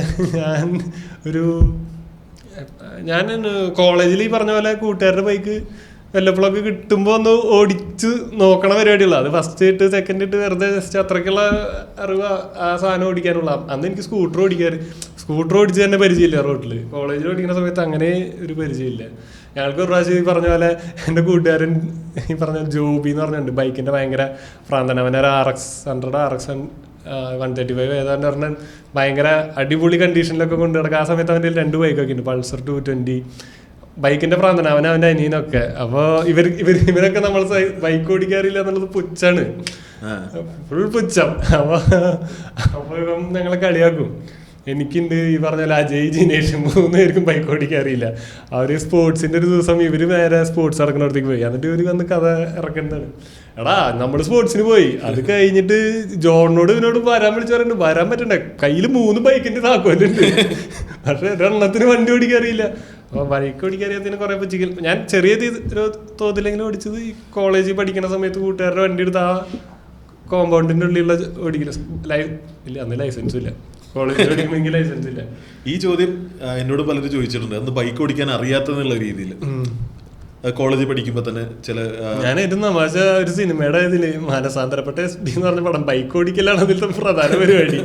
എന്നിട്ട് എനിക്ക് ബൈക്ക് കഷ്ടിച്ച് ഓടിക്കാറിയുള്ളൂ. എന്നിട്ട് ഞാൻ ബൈക്ക് ഓടിച്ചു. അന്ന് ഞാൻ ഗംഭീര വീഴ്ചകൾ വീണുണ്ട്. ഗംഭീര വീഴ്ച മറ്റൊരു എപ്പിസോഡ് പറയുകയും ചെയ്തിട്ടുണ്ടായിരുന്നു. പിന്നെ ഏതൊരെണ്ണത്തിൽ പറഞ്ഞിട്ടുണ്ട് വീണ കഥ പറഞ്ഞു. എനിക്ക് ഹൊറർ സ്റ്റോറീസിനകത്താന്ന് തോന്നുന്നു. കാരണം അത് കഴിഞ്ഞ് വീണിട്ട് വന്നിട്ട് മറ്റേ എക്സ്പീരിയൻസ് ഉണ്ടായി എന്ന് പറഞ്ഞത് ഹൊറർ സ്റ്റോറീസിനകത്ത്. ബൈക്കല്ലേ അനീസിക്കടെ എന്റെ ബൈക്ക് ഓടിക്കാൻ പഠിപ്പിച്ചത് അതായത് നമ്മൾ സ്കൂട്ടർ ആക്റ്റീവ് ഒന്നും അങ്ങനെ ആക്റ്റീവ് ആണെന്ന് കൈനറ്റിക് കൊണ്ടൊക്കെ അങ്ങനെയൊന്നും കിട്ടാത്തതുകൊണ്ട് എനിക്ക് ഗിയർ മാറുന്ന ഒരു ഐഡിയ ഇല്ലായിരുന്നു, ഒരു ധാരണയില്ലാതെ. എപ്പോൾ എടുത്താലും ആരുടെയെങ്കിലും ഒക്കെ മാമന്മാരുടെ ഒക്കെ കള്ളത്തരത്തിൽ എടുക്കുമ്പോൾ ഓഫ് ആയി പോകും. നമുക്ക് സൈക്കിൾ ബാലൻസ് വ്യക്തമായിട്ട് അറിയാം, കിട്ടില്ലായിട്ടുണ്ട്. അപ്പൊ എല്ലാവരും സൈക്കിൾ ബാലൻസ് ഉണ്ടെങ്കിൽ ബൈക്ക് ഓടിക്കാൻ പറ്റുള്ളൂ, സിമ്പിൾ ആണെന്ന് പറഞ്ഞു. പക്ഷേ ഈ ഗിയർ ചേഞ്ചിങ് പരിപാടി ഒരു തരത്തിലൊന്നുമില്ല. എനിക്ക് പിന്നെ വേറൊരു സംഭവം ഉണ്ടെങ്കിൽ എല്ലാവരും വണ്ടി ഓടിക്കാൻ ഭയങ്കര ബുദ്ധിമുട്ടാണ്. ചെറിയ വണ്ടി മാത്രം ഓടിക്കുന്നു. എനിക്ക് അതിപ്പോ കാറാണെങ്കിലും എല്ലാവരും കീഴ്സ് തന്നിട്ട് ഓടിക്കാൻ പറഞ്ഞ എനിക്ക് ചെറിയ ബുദ്ധിമുട്ടാണ്. അത് പേടിയായതുകൊണ്ടാണ്, ഇത് എന്തെങ്കിലും പറ്റുമെന്നുള്ള പേടിയാണ്. ചിലപ്പോ അതാവാം. അതോ അറിയാത്തൊരു വണ്ടി എടുക്കുമ്പോൾ അറിയാത്ത വണ്ടി അല്ല, എനിക്ക് ആ പേടിയായിരിക്കും ചിലപ്പോ വല്ലയിടത്തും തട്ടിയാലോ എന്നുള്ളതായിരിക്കും. അതെല്ലാവർക്കും ഉള്ളതാണ് വേറെ വണ്ടി എടുക്കുമ്പോൾ. ഞാൻ അത് കാരണം അങ്ങനെ എടുക്കാറില്ല. അത് കഴിഞ്ഞിട്ട് കിടച്ച വണ്ടി ഏതാ ഫസ്റ്റ് കിടച്ച വണ്ടി? ഞാൻ സൈക്കിള് സ്വന്തമായിട്ട് ഞാൻ പണ്ട് ചെറുപ്പത്തിലൊക്കെ കുറെ ചോദിച്ചിട്ടുണ്ട്, പക്ഷെ എനിക്ക് കിട്ടിയിട്ടില്ല. പിന്നെ അതിനുശേഷം ഇതുപോലെ ബോർഡിംഗ് സ്കൂളിൽ പോയി, എന്നിട്ട് 12 കഴിഞ്ഞ് എല്ലാം കഴിഞ്ഞ് കോളേജിലെത്തിയപ്പോഴാണ് ഒരു സൈക്കിള് മേടിക്കുന്നത് സ്വന്തമായിട്ട്. എന്നിട്ട് അത് ഹീറോയുടെ ഒരു ചുമന്ന സൈക്കിള്. ഞാൻ പറഞ്ഞാൽ മോഡിഫിക്കേഷൻ ഒന്നും വരുത്തിയില്ല, പക്ഷെ നമുക്ക് ക്ലാസ്സിൽ പോകണമെങ്കിൽ എല്ലാത്തിനും ഒരു 650 ഏക്കർ ക്യാമ്പസാണ്. അപ്പോൾ അതിനകത്ത് എങ്ങോട്ട് പോകണമെങ്കിൽ നമുക്ക് സൈക്കിൾ ഉണ്ടായേ പറ്റുള്ളൂ. അങ്ങനെ ഒരു ആവശ്യത്തിന്റെ ബേസിലാണ് സൈക്കിള് സ്വന്തമായിട്ട് മേടിക്കുന്നത് കോളേജിലെത്തിയിട്ട്. അല്ല, പക്ഷെ എന്റെ ഇരുത്തം ശരിയാവുന്നുണ്ടായിരുന്നില്ല. അത് സീറ്റ് എപ്പോഴും ഒരു സൈഡിലോട്ട് വളഞ്ഞിരിക്കുകയായിരുന്നു. പിന്നെ കുറച്ച് കഴിഞ്ഞപ്പോൾ അത് തൂക്കി വിൽക്കേണ്ടി വന്നു.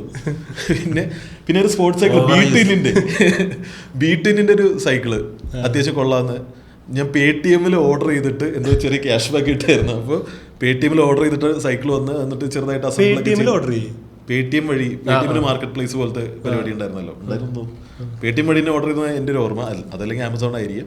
അപ്പോൾ അവിടുന്ന് ഓർഡർ ചെയ്ത് വരുത്തി എന്നിട്ട് അസംബിളൊക്കെ ചെയ്ത്. ആ സമയം ഞാൻ ഇൻസ്റ്റിറ്റ്യൂട്ടിന് പുറത്താണ് ഞാൻ താമസിക്കുന്നത്. അവിടുന്ന് ഞാൻ ഡെയിലി സൈക്കിളിൽ പോയിരുന്നു. ആ പോകുന്നതിൻ്റെ ഇടയ്ക്ക് ഒരു ഫ്ലൈ ഓവറിൻ്റെ മേലെന്ന് അത്യാവശ്യം നമ്മൾ സ്പീഡ് കിട്ടുമ്പോൾ അടിച്ചു വിട്ടങ്ങ് പോകും. അത് കഴിഞ്ഞാൽ പിന്നെ ആ സ്പീഡിൽ ഇങ്ങനെ കുറച്ച് നമുക്ക് ചില്ല് ചെയ്ത് പോകാമല്ലോ. അങ്ങനെ ഫ്ലൈ ഓവറിന്റെ മണ്ടയ്ക്ക് വന്നു. അപ്പൊ താഴെ നിന്ന് സർവീസ് റോഡിൽ നിന്ന് ഒരു കാർ വന്നിട്ട് പുള്ളി ഫ്രണ്ടിൽ ചവിട്ടി. ഞാൻ സാധാരണ വന്ന് ഫ്ലൈ ഓവറിൽ ഇറങ്ങി കഴിഞ്ഞാൽ ലെഫ്റ്റ് പിടിക്കും. നേരെ വന്നു ഇതിന്റെ പുറകോട്ട് സൈക്കിളിന് ബ്രേക്ക് പിടിച്ചാൽ കിട്ടുന്നതിന് ഒരു ലിമിറ്റേഷൻ ഉണ്ട്. ബ്രേക്ക് പിടിക്കാൻ വേണ്ടി നോക്കുന്ന ഓർമ്മയുണ്ട്. പിന്നെ താഴ്ന്ന് എണീക്കുന്നത് എന്താ ഉണ്ടായേ നോക്കുമ്പോ കാറിന്റെ പുറകിലത്തെ വിൻഡോ ഒക്കെ പൊട്ടിയിട്ടുണ്ട്. എന്നിട്ട് മുഖത്ത് അവിടെ ഇവിടെ ഒക്കെ ആയിട്ട് താഴെ ഇടിച്ചിട്ട് ഓപ്പൺ ആയിട്ട് ഇരിക്കുന്നുണ്ട്. എന്നിട്ട് ഒരു ചേട്ടൻ, ഒരു നല്ലൊരു ചേട്ടൻ നമ്മള് എന്നെ പുറകിൽ ഇൻസ്റ്റിറ്റ്യൂട്ടിന്റെ ഹോസ്പിറ്റലിലോട്ട് കൊണ്ടുപോയി. കാണുന്നില്ലല്ലോ. എന്നിട്ട് അവിടുന്ന് വേറെ പുറത്തോട്ട് കൊണ്ടുപോയി സർജറിക്ക് വേണ്ടി കയറ്റി. അപ്പൊ ഇരിക്കുമ്പോൾ അത് കോമഡി അതല്ല, ഞാൻ കാണുന്ന സർജറി റൂം എന്നൊക്കെ പറഞ്ഞു നമുക്ക് ടി വിയിൽ കണ്ട് എന്റെ ആദ്യത്തെ സർജറിയാണ്, ടി വിയിൽ കണ്ടിട്ടുള്ള അറിവേ ഉള്ളൂ. അറിയുമ്പോൾ ഡോക്ടർ ഇങ്ങനെ കൈ നീട്ടുന്നു പറഞ്ഞിട്ട് ഒരു സാധനം കൊടുക്കുന്നു, പക്ക സൈലൻസ് ആണല്ലോ. ഇത് ഗവൺമെന്റ് ഓഫീസ് പോലത്തെ ഒരു സെറ്റപ്പ്. എന്റെ നെഞ്ചത്തോട് സാധനങ്ങളൊക്കെ വെച്ചേക്കുന്നത്. എന്നിട്ട് എന്താ പറ്റിയ സൈക്കിൾ കൊണ്ട് ഇടിച്ചേക്കുന്ന എന്നെ പുച്ഛിക്കുന്നു. എന്നിട്ട് അപ്പുറത്തെ നേഴ്സിന്റെ വിളിക്കുന്നു, ആ കുൽസിതം കഥകള് ഇതൊക്കെ പറഞ്ഞ് ഇവര് ചില്ല് ചെയ്തിട്ടാണ് നിൽക്കുന്നത്. ഞാനിങ്ങനെ ഒരു സീരിയസ്നെസ് ഇല്ല. ഞാൻ കിടന്ന് വിറക്കിയ നമുക്കിതെന്താ വരുന്നത് അറിയില്ലോ. ആ സമയത്ത് ഒരു തണുപ്പൊക്കെ അടിച്ചിട്ട് വിറക്കും. ഞാൻ ആ തലമുട്ടിപ്പോ അങ്ങനെ ഉണ്ടായിരുന്നു. എന്നിട്ട് ഇവര് പറ്റുന്നിടത്തേക്ക് സ്റ്റിച്ച് ചെയ്തു. എന്നിട്ട് ഒരിടത്ത് ഗ്രാഫ്റ്റ് വെക്കണം എന്ന് പറഞ്ഞു, ആർട്ടിഫിഷ്യൽ ആയിട്ടുള്ള. അത് ഓപ്പൺ ആയിട്ടിരിക്കുന്നു. അപ്പൊ പുള്ളി അതെ ഒന്നാമത് അങ്ങനെ തന്നെ ഈ ലോക്കൽ അനസ്തേഷ്യ തന്നെ. അതാണെങ്കിൽ യേശുന്നില്ല, എനിക്ക് ഈ തൊടുന്നൊക്കെ അറിയാം. എന്നിട്ട് തൊടുന്നല്ലെങ്കിൽ അറിയാം, വേദന കടിച്ചു പിടിച്ചിട്ടാണ് കിടക്കുന്നത്. എന്നിട്ട് ഇങ്ങനെ തട്ടിയിട്ട് ഈ സംഭവം വർക്കാവുന്നില്ല, ഈ ഗ്രാഫ്റ്റ് വർക്കാവുന്നില്ല, എടുത്തോട്ടെ പരിപാടി മൊത്തം കഴിഞ്ഞപ്പോ എന്റെ സൈക്കിളിന്റെ സീറ്റ് ഞാൻ പറയാം. എന്നിട്ട് സാധാരണ ആൾക്കാർക്ക് കാലേന്നൊക്കെയല്ലേ എടുക്കുന്നത്. പുള്ളി അതൊക്കെ ഷേവ് ചെയ്ത് കുറച്ച് ബുദ്ധിമുട്ടാണ്. അത് നീക്ക് ഞാൻ കയ്യിൽ നിന്ന് എടുത്തോട്ടെ, അതൊക്കെ ഈ സാധനം QR കോഡ് പോലെ ഇരിക്കുന്നത്. പുള്ളി കട്ട് ചെയ്തെടുത്ത എന്നിട്ട് അത് ഒട്ടിച്ച്. അന്ന് കോളേജിലായിരുന്ന സമയത്ത് ചെറിയ സിഗരറ്റ് വലിയൊക്കെ ഉണ്ടായിരുന്നു.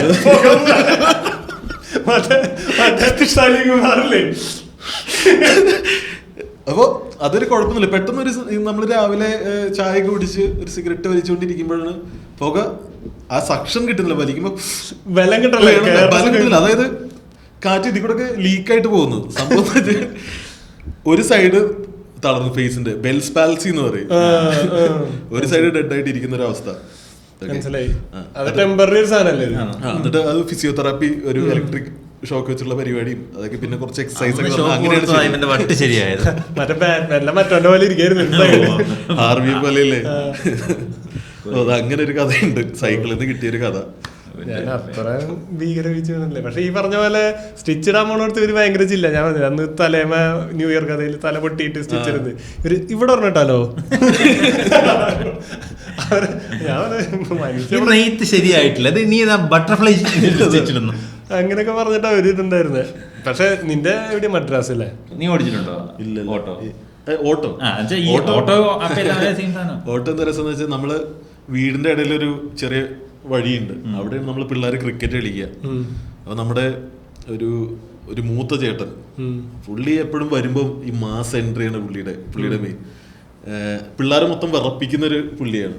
പുള്ളി ഇങ്ങനെ വന്നിട്ട് പുള്ളി ഓട്ടോ വന്നിട്ട് ഇങ്ങനെ വട്ടം ചുറ്റിയിൽ നിർത്തല, ബ്രേക്ക് പിടിച്ച് വരുമ്പോ നമ്മൾ വെച്ചേക്കുന്ന ചെറിയ കമ്പ് വെച്ചിട്ടുള്ള സ്റ്റെമ്പായിരിക്കും. പുള്ളി ഒന്ന് അതൊക്കെ ഇടിച്ച് തെറിപ്പിച്ച് കറക്കി നടുക്ക് നിർത്തും. നീ ഒന്ന് കളിക്കേണ്ട പ്രാന്തം കളി എന്നൊക്കെ പറഞ്ഞ് അങ്ങനെ. അപ്പൊ നമ്മള് എല്ലാരും കൂടെ എന്ത് ചെയ്യും, ഇത് പുള്ളി ഒന്ന് കൺവെട്ടതെന്ന് മാറി കഴിഞ്ഞാല് അത് ന്യൂട്രലൊക്കെ ഇട്ട് എന്നിട്ട് ഒന്ന് തള്ളി ഒരുത്തം കയറി ഇരിക്കും. എന്നിട്ട് ബാക്കി എല്ലാവരും കൂടെ ചേർന്ന് തള്ളി ഫീൽഡിൽ നിന്ന് മാറ്റണമല്ലോ, അങ്ങനെ ഫീൽഡിൽ നിന്ന് മാറ്റും. പിന്നെ ഇതുപോലെ ഒരു കസിൻ ഓട്ടോ മേടിച്ചു പുള്ളിക്കാരുടെ തൊഴിലായിട്ട്. ഇവൻ എപ്പോഴൊക്കെ വണ്ടി കൊണ്ടുവന്ന് വെച്ചോ, നമ്മൾ പിള്ളേരെ സെറ്റ് ഇവനൊന്ന് ചോറ് കഴിക്കാൻ മാറി കഴിഞ്ഞാൽ അപ്പോൾ വരും ഹൈ എന്ന് വന്ന് അകത്ത് കയറിയിരിക്കും. ഇതുപോലെ ആദ്യം വന്നിരുന്ന് കുറേ കിക്കർ അടിച്ച് നോക്കും. അപ്പോൾ ഇത് താക്കോലില്ലാതെ ഇത് സ്റ്റാർട്ടാക്കുന്ന ഒരു സ്കീമുണ്ട്, ഇറക്കത്തിലോട്ട് ഇറക്കിയിട്ട്. താക്കോലില്ലെങ്കിൽ ഇറക്കത്തിലെ അവസാനം ഒന്നും വർക്കാവില്ല. ഉണ്ട്. ആണോ? എനിക്കറിയില്ല. നമ്മൾ അങ്ങനെ തള്ളിയിട്ട് എങ്ങനെയൊക്കെയോ പണ്ട് സ്റ്റാർട്ടാക്കുന്ന ഒരു സ്കീം ഉണ്ടായിരുന്നു. അപ്പൊ എന്റെ ഓട്ടോ വെച്ചാൽ എനിക്ക് അങ്ങനെ ഒരു കോർ മെമ്മറി ഉണ്ട്. പിന്നെ ഈ പുള്ളിയുടെ ഒരു ഓട്ടോ ഉള്ള കാരണം നമ്മൾ ഏത് ഫാമിലി ഫംഗ്ഷന് പോവുകയാണെന്നുണ്ടെങ്കിൽ എല്ലാവരും കൂടെ അതിനകത്തുണ്ട്. എന്നിട്ട് ഒരു കയറ്റത്തിലേക്ക് എത്തുമ്പോൾ പുള്ളി വലിയുന്നില്ല കേട്ടോ, എന്നിട്ട് പിന്നെ താഴോട്ട് വരും, ഒരു 4 പേര് ഇറങ്ങും. എന്റെ ഒരു അങ്കിളിലുണ്ടായിരുന്ന ഒരു ഓട്ടോ ഉണ്ടായിരുന്നു. അതിലും ഈ പറഞ്ഞ പോലെ ഞങ്ങള് കുറെ സുരഭിയില്, ചാലക്കുടി സുരഭിയില് സിനിമ കാണാൻ വന്നിട്ടുള്ള വെക്കേഷൻ ടൈമില് സെക്കൻഡ് ഷോക്കൊക്കെ ഇങ്ങനെ പറഞ്ഞിട്ട് ഞങ്ങളെല്ലാരും ഉണ്ടാവും ഗ്രൂപ്പ്. അതില് വന്നിട്ടുള്ള അത് ഭയങ്കര രസമുള്ള ഓർമ്മകളാ. ഉസ്താദൊക്കെ കാണാൻ പോയത് നല്ല ഓർമ്മയുണ്ട്. നല്ല കയറ്റം വരുമ്പോ കുറച്ചുപേര് അങ്ങനെ ഇറങ്ങുന്നുണ്ട്, ഇത് കയറി പൊക്കോളും. ഇത് ആ വഴിന്ന് ചാലക്കുടിയിലേക്ക് വരണ ഭാഗം എന്ന് പറഞ്ഞാൽ ചില സ്ഥലത്തൊക്കെ ഒരു ഇത്തിരി കാട് പിടിച്ച പോലത്തെ വഴിയൊക്കെ ഉണ്ട്. അതിൽ കൂടെ ഈ ഓട്ടോയില് വരും. രാത്രി സിനിമ കഴിഞ്ഞ് തിരിച്ചു വരലൊക്കെ ഭയങ്കര ഒരു ഓർമ്മയാണ്. അതുപോലെ അവിടെ ഞങ്ങളുടെ അവിടെ ഒരു ഇതുണ്ടായിരുന്നു. അപ്പൻ്റെ കൂട്ടുകാരൻ ഒരു ബിസിനസ് ഐഡിയ പറഞ്ഞു കൊടുത്തിട്ട് മഹീന്ദ്രയുടെ ലോഡ് കിങ് എന്ന് പറഞ്ഞ വലിയൊരു ടെമ്പോ മേടിച്ചിട്ടുണ്ടായിരുന്നു. ഈ സാധനം വൈകുന്നേരം വീട്ടിൽ കൊണ്ടുവരുമ്പോൾ ഞാൻ ഒന്ന് ഫ്രണ്ടിലേക്ക് എടുക്കും, ഒന്ന് റിവേഴ്സ് എടുക്കും. അപ്പൊ അതിൽ കയറി ഇരുന്ന് കഴിഞ്ഞാൽ ഭയങ്കര ശരിക്കും അത്ര ഹൈറ്റിലുള്ള വണ്ടിയിൽ ഇരുന്നിട്ട് നമുക്ക് വേണമെങ്കിൽ അത് റോട്ടിലേക്ക് ഓടിക്കാന്ന് നമുക്ക് തോന്നും. ഭയങ്കര കോൺഫിഡൻസ്. അത്ര ഹൈറ്റിൽ ഇരുന്നിട്ട് നമ്മൾ ഓടിച്ച് ഇത് വളയ്ക്കുമ്പോ ശ്രദ്ധിക്കണല്ലോ, നമ്മൾ ഇവിടെ വളച്ചു കഴിഞ്ഞാൽ ഈ ഭാഗം മുട്ടും. ഇത് ബാക്ക് വശം ഇത്ര കിടക്കല്ലേ, ഇപ്പൊ മിററിലൊക്കെ നോക്കി നമ്മൾ ഇത് വളയ്ക്കുമ്പോ നമുക്ക് തന്നെ തോന്നും. ഞാൻ അത് കഴിഞ്ഞിട്ട് അത് ഓടിച്ചിട്ട് പെട്ടെന്ന് തന്നെ നമ്മൾ 800 ഓടിക്കണം. അപ്പൊ നമുക്കിത് ഒരു പുല്ല് പോലെ തോന്നും. ഇത് ഏതിന്റെ ഉള്ളിൽ കൂടെ നമുക്ക് കൊണ്ടുപോകാം. ഇതൊന്ന് റിവേഴ്സ് എടുത്ത് നമ്മൾ വിചാരിച്ച പോലെ മാവിന്റെ ചോട്ടിലൊക്കെ ഒന്ന് എടുത്തിട്ട് കഴിഞ്ഞാൽ നമ്മൾ വലിയ ആളെന്നുള്ളൊരു തോന്നല് വരും. അങ്ങനെ ഹെവി അത് ഹെവി അല്ലാന്നുണ്ട്. മഹീന്ദ്ര ലോഡ് കിങ് ഹെവിയില് വരില്ല. എന്റെ ഫ്രണ്ട് മോസിൻ എന്ന് പറഞ്ഞാൽ അവൻ അങ്ങനെ ഒരു പ്രത്യേക തരത്തിൽ വണ്ടി ക്രൈസ് ഉള്ള ആളാണ്. അവൻ ഹെവി ലൈസൻസ് ചുമ്മാ പോയി എടുത്തിട്ടുണ്ട്. അവന് ഓടിക്കാൻ വേറെ വണ്ടി ഒന്നുമില്ല. വെച്ചാൽ വീട്ടിൽ പണ്ട് ബസ് ഉണ്ടായിരുന്നു അവരുടെ വീട്ടിൽ, ഈ സർവീസ് ബസ്, ലൈൻ ബസ് ഉണ്ടല്ലോ, അത് ഉണ്ടായത്. അപ്പൊ അന്നവൻ സീറ്റിൽ കയറിയിരിക്കുകയും ഡ്രൈവറുടെ മടിയിൽ വണ്ടി ഓടിക്കുകയും ചെയ്തിട്ടുണ്ട്. അപ്പൊ അവൻ അങ്ങനെ ക്രൈസ് ഉണ്ട്. പിന്നെ അവൻ റീസെന്റ് അവർക്ക് മറ്റേ ടൂറിസ്റ്റ് ബസ് ഇപ്പൊ എടുത്തു. ഈ റീസെന്റ് കോവിഡ് സമയത്തും തൊട്ടു മുന്നേ എടുത്തായിരുന്നു. അപ്പൊ ഡള്ളായത്. അതിപ്പോൾ അതിനിടയ്ക്ക് അവന് ഈ ഹെവി ചുമ്മാ ഒരു ഓളത്തിന് ഹെവി ലൈസൻസ് എടുത്തവൻ. അവൻ അങ്ങനെ ക്രൈസ് ഒക്കെ ഉണ്ട്. ഞാനും വീട്ടിൽ വണ്ടി ഇല്ലെങ്കിലും എൻ്റെ വണ്ടിയുടെ കണക്ഷൻസ് മൊത്തം അവനാണ്. കാരണം എനിക്ക് വണ്ടി ഇല്ലെങ്കിൽ ആവശ്യമുണ്ട് ഇവിടെ കൊണ്ടുവരാൻ അവൻ അവൈലബിൾ ആണ്. ഒരു കോളേജ് സമയം വരെയൊക്കെ അവൻ്റെ വണ്ടിയാണ് എൻ്റെ വണ്ടി. അവൻ ആദ്യം ഒരു ബ്ലാക്ക് കളർ പൾസർ ഉണ്ടായിരുന്നു, P20 എന്ന് പറഞ്ഞ് അതിൻ്റെ നമ്പറുള്ള വണ്ടി. അത് സെക്കൻഡ് ഹാൻഡ് അവൻ ആദ്യം എടുത്തു കൊടുത്തു. അത് കഴിഞ്ഞാൽ പുതിയത് വേണമെന്ന് വീട്ടിൽ വഴക്ക് ഉണ്ടാക്കിയിട്ട് പൾസർ 180 എടുത്തു, ബ്ലൂ കളർ.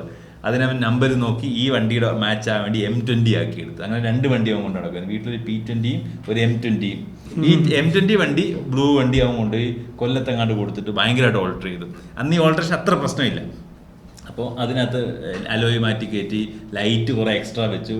അപ്പം പള്ളിയിലും ഞങ്ങൾ ഇടയ്ക്ക് പള്ളിയിലൊക്കെ പോകും. അപ്പോൾ പള്ളിയിൽ പോകുമ്പോൾ നമ്മളെ പറ്റിയുള്ള പരാതി, അവന്മാരുടെ വണ്ടി കണ്ടോ എയറോപ്ലെയിൻ പോലെ ഇരിക്കുന്നത്, അത്ര ലൈറ്റ് ഉണ്ട്, അപ്ഡേറ്റ് എയറോപ്ലെയിൻ ലാൻഡ് ചെയ്യുന്ന പോലെ അവൻ്റെ വണ്ടി കൊണ്ടുവന്ന് പള്ളി ലാൻഡ് ചെയ്യുന്നു, ലൈറ്റൊക്കെ പിന്നെ മറ്റേ എയർ ഹോൺ അടിക്കാനൊന്നും പറ്റത്തില്ല, അടിച്ചാൽ നമുക്കൊരു വിഷമമോ അയ്യോ ഇത് അടിച്ചു പോയല്ലോ എന്ന്, അങ്ങനത്തെ എയർ ഹോണൊക്കെ വെച്ചിട്ട് അതിൽ കുറേ പോയിട്ടുണ്ട്. എനിക്കെന്ന് ട്യൂഷൻ പഠിപ്പിക്കുന്ന പരിപാടിയുണ്ട്. കൊച്ചു തൊട്ടടുത്തുള്ള വീട്ടിലെ പിള്ളേരെ ട്യൂഷൻ പഠിക്കും. 200 രൂപയ്ക്കൊക്കെ 200 രൂപ ഫീസിന് ട്യൂഷൻ പഠിക്കും. അപ്പം എനിക്ക് ട്യൂഷൻ ഫീ കിട്ടി അവൻ്റെ വണ്ടിക്ക് ഞാൻ പെട്രോൾ അടിക്കും. ഞാൻ അന്ന് 20 രൂപയ്ക്ക് 30 രൂപയ്ക്ക് പെട്രോൾ അടിക്കുന്ന ഭയങ്കര സംഭവമാണ്. അപ്പം അവന് വീട്ടിൽ നിന്ന് പൈസ കൊടുക്കും പെട്രോൾ അടിക്കും. പക്ഷേ എനിക്ക് ഫീസ് കിട്ടുന്ന സമയത്ത് 20, 30, 50 രൂപയ്ക്ക് അവന് പെട്രോൾ അടിക്കും. അന്ന് ലിറ്ററിന് 40 രൂപ കണ്ടേ ഉള്ളൂ. അന്ന് ഇതുപോലെ ബൈക്ക് റെന്റിന് എടുക്കാൻ കിട്ടുമായിരുന്നു. അന്ന് ബൈക്ക് റെന്റ് 150 രൂപയ്ക്ക് റെന്റ് കിട്ടുന്ന നല്ല വണ്ടിയല്ല.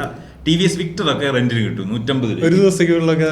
സൈക്കിൾ ഇതുപോലെ കിട്ടുമായിരുന്നില്ല. അത് സൈക്കിൾ ബൈക്ക് സംഭവമായത്. കാരണം കുറെ ബൈക്ക് അതിന് ബിസിനസ് പോലെ ചെയ്യുന്ന ചേട്ടനുണ്ടായിരുന്നു ടൗണിൽ. ഒരു 3-4 TVS വിക്ടറും അങ്ങനത്തെ 4-5 വണ്ടികൾ എടുത്തിട്ട് ഇത് റെന്റിന് കൊടുക്കുന്ന ചേട്ടനുണ്ടായിരുന്നു. അങ്ങനെ ബൈക്കുകളുടെ സെറ്റായത്. അതിനിടയ്ക്ക് ചേട്ടൻ രാജീവ് ചേട്ടൻ പഠിപ്പിച്ചോണ്ട് ഈ വണ്ടി ഓടിക്കാനും പറ്റി. അങ്ങനെയാണ് ബൈക്ക് നിൽക്കുന്നത്. കാറിലേക്ക് എത്തിയത് എപ്പോഴാണ്?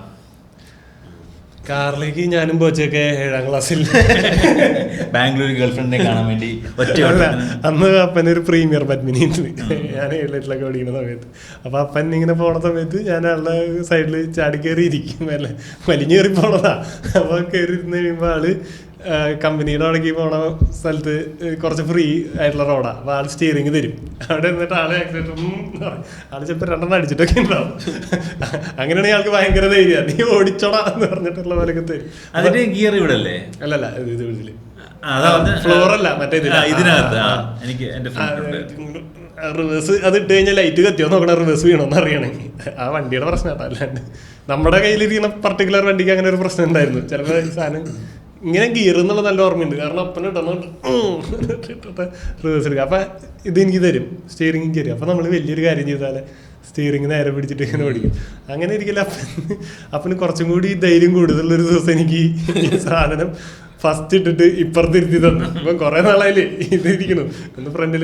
ആ സമയത്തൊക്കെ നമ്മള് റിവേഴ്സ് എടുത്തൊക്കെ ഇടും. വീടിന്റെ മുറ്റത്ത് കൊണ്ടു കഴിഞ്ഞാൽ അങ്ങനെ വേണമെങ്കിൽ കുറച്ച് റിവേഴ്സ് എടുക്കാനും ഫ്രണ്ട് എടുക്കാനൊക്കെ ഒരു ധൈര്യം ഇതിലുണ്ട്. അപ്പൊ കുറച്ച് നാളായാലും ഇത് ചെയ്യണമെന്ന് പറഞ്ഞിട്ട് അപ്പൻ എനിക്കൊരു പ്രൊമോഷൻ തന്നു. ഗിയറൊന്നും മാറ്റണ്ട, ഫസ്റ്റ് ഇട്ടിട്ട് തരാം, നീ അങ്ങനെ അങ്ങോട്ട് വേറെ ഗിയറിലേക്കൊന്നും വരണം. ഞാനിങ്ങനെ ഓടിച്ചു പോകുമ്പോൾ ശരിക്കും അപ്പുറത്തുനിന്ന് ഒരു വണ്ടി വരുന്നു. ഈ ഭാഗത്തേക്ക് പോണ റോഡിന് വളരെ വീതി കുറവാണ്. അതെ വലിയ വണ്ടി, മറ്റേ അവരുടെ ഒരു വീഡിയോയില് അയ്യോ വലിയ വണ്ടി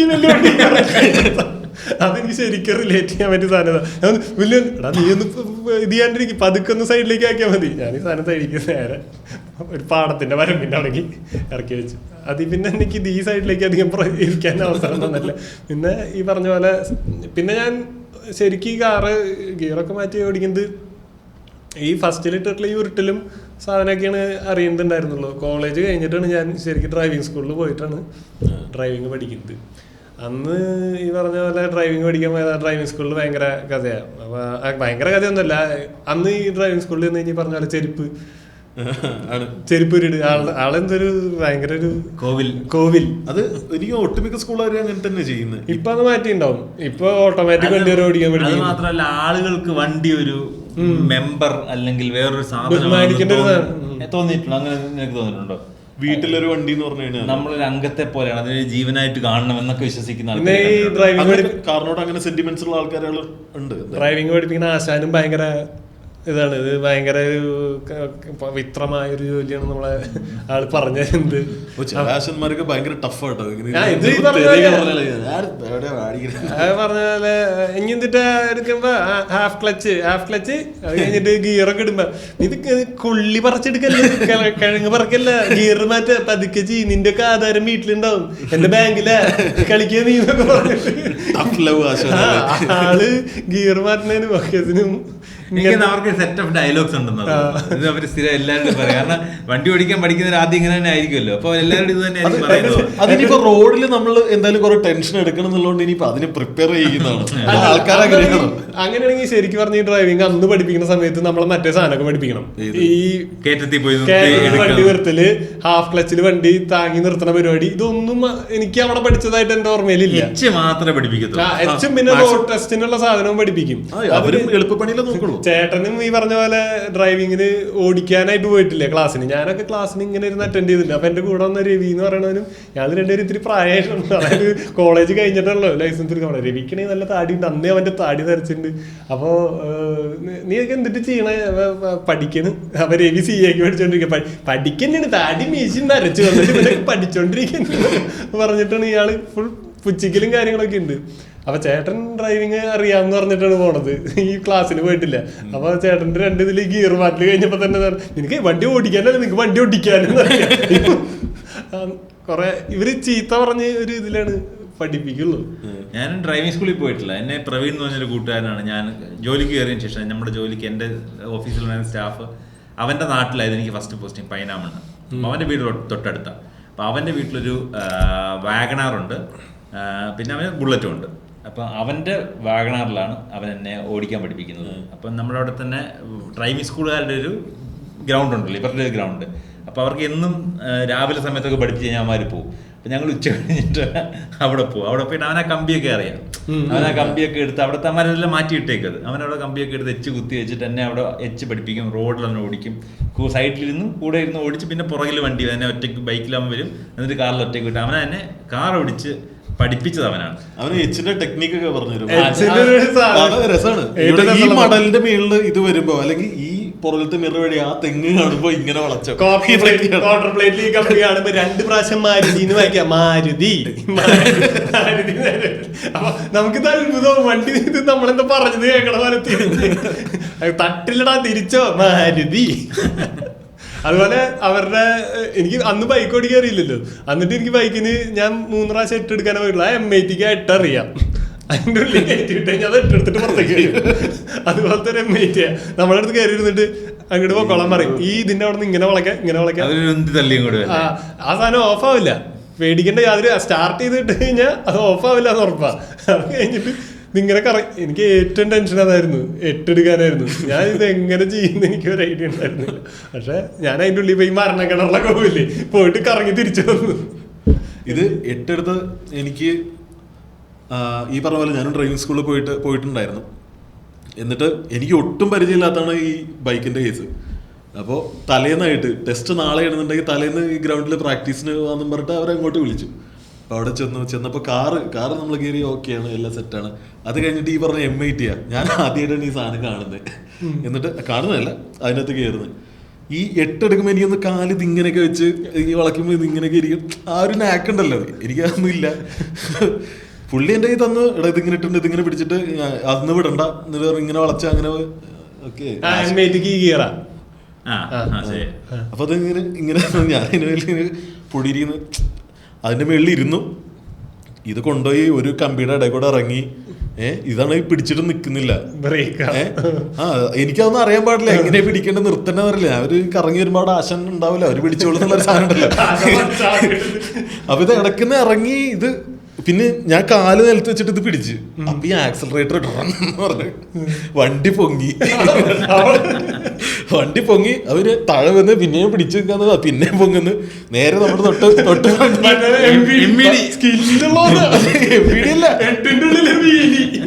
എന്നിട്ട് അവിടെ ഫ്രണ്ടിലായിട്ട് നമ്മുടെ തന്നെ എന്താ പറയാ കാർ അവിടെ കിടക്കുന്നുണ്ട്, അവിടെ ഡ്രൈവിംഗ് സ്കൂളിന്റെ.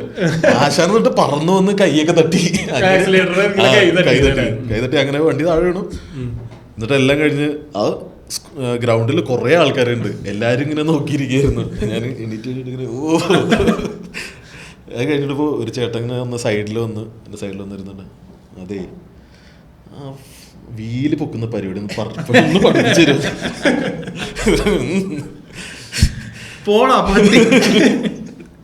എന്ത് പറയാനാണ്. ഞാനെന്നിട്ട് ഇവൻ പഠിപ്പിച്ച് ഇവന്റെ കാർ കൊണ്ട് ഞാൻ ലൈസൻസ് എടുക്കാൻ പോയി. ഞാൻ ലൈസൻസ് ലേണേഴ്സ് അപ്ലൈ ചെയ്തു, ക്ലിയർ ചെയ്തു, ക്ലാസ്സിലിരുന്നു. ഇത് കഴിഞ്ഞ് ഞാൻ ലൈസൻസ് എടുക്കാൻ പോയിട്ട് ഈ പേപ്പർ വീഡിയോയുടെ ഫ്രണ്ടിൽ കൊണ്ട് വെച്ച്.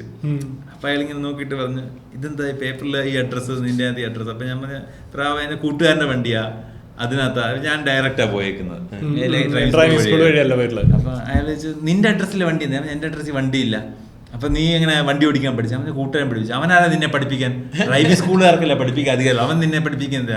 അപ്പൊ എനിക്ക് എന്താ അങ്ങനെ ഇപ്പൊ ഒരാൾ പഠിപ്പിക്കുന്ന അല്ലെ പഠിപ്പിച്ചാൽ പോരെ. ഞാൻ അല്ല അവന്റെ വണ്ടിയിലെ പഠിപ്പിച്ചു. നിങ്ങൾ എവിടെ പഠിച്ചു? റോഡിൽ വണ്ടി കൊണ്ട് അവനെ വണ്ടി കൊണ്ട് റോഡിൽ പഠിപ്പിക്കും. അവനാണ് അധികാരം കൊടുത്തത്. പുള്ളിയൊക്കെ റേസ് ആയി.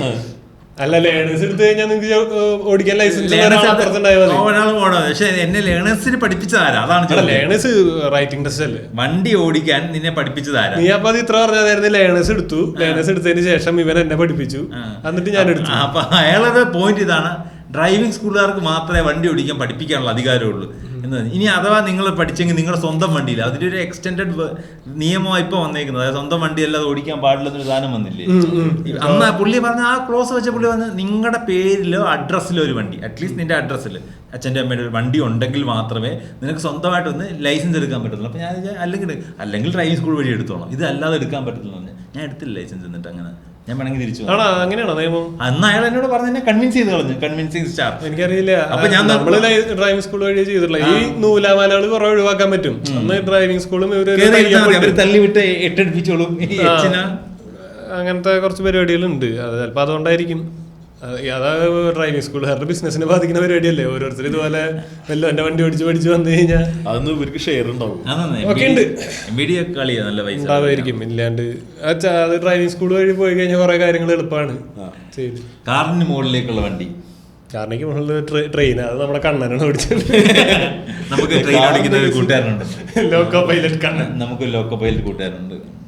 കാറ് ഇതുപോലെ ജിനേഷ് ഇതുപോലെ കാർ ഓടിക്കാൻ സ്വയം പഠിക്കാൻ ശ്രമിച്ചിട്ടുണ്ട് കേട്ടാ.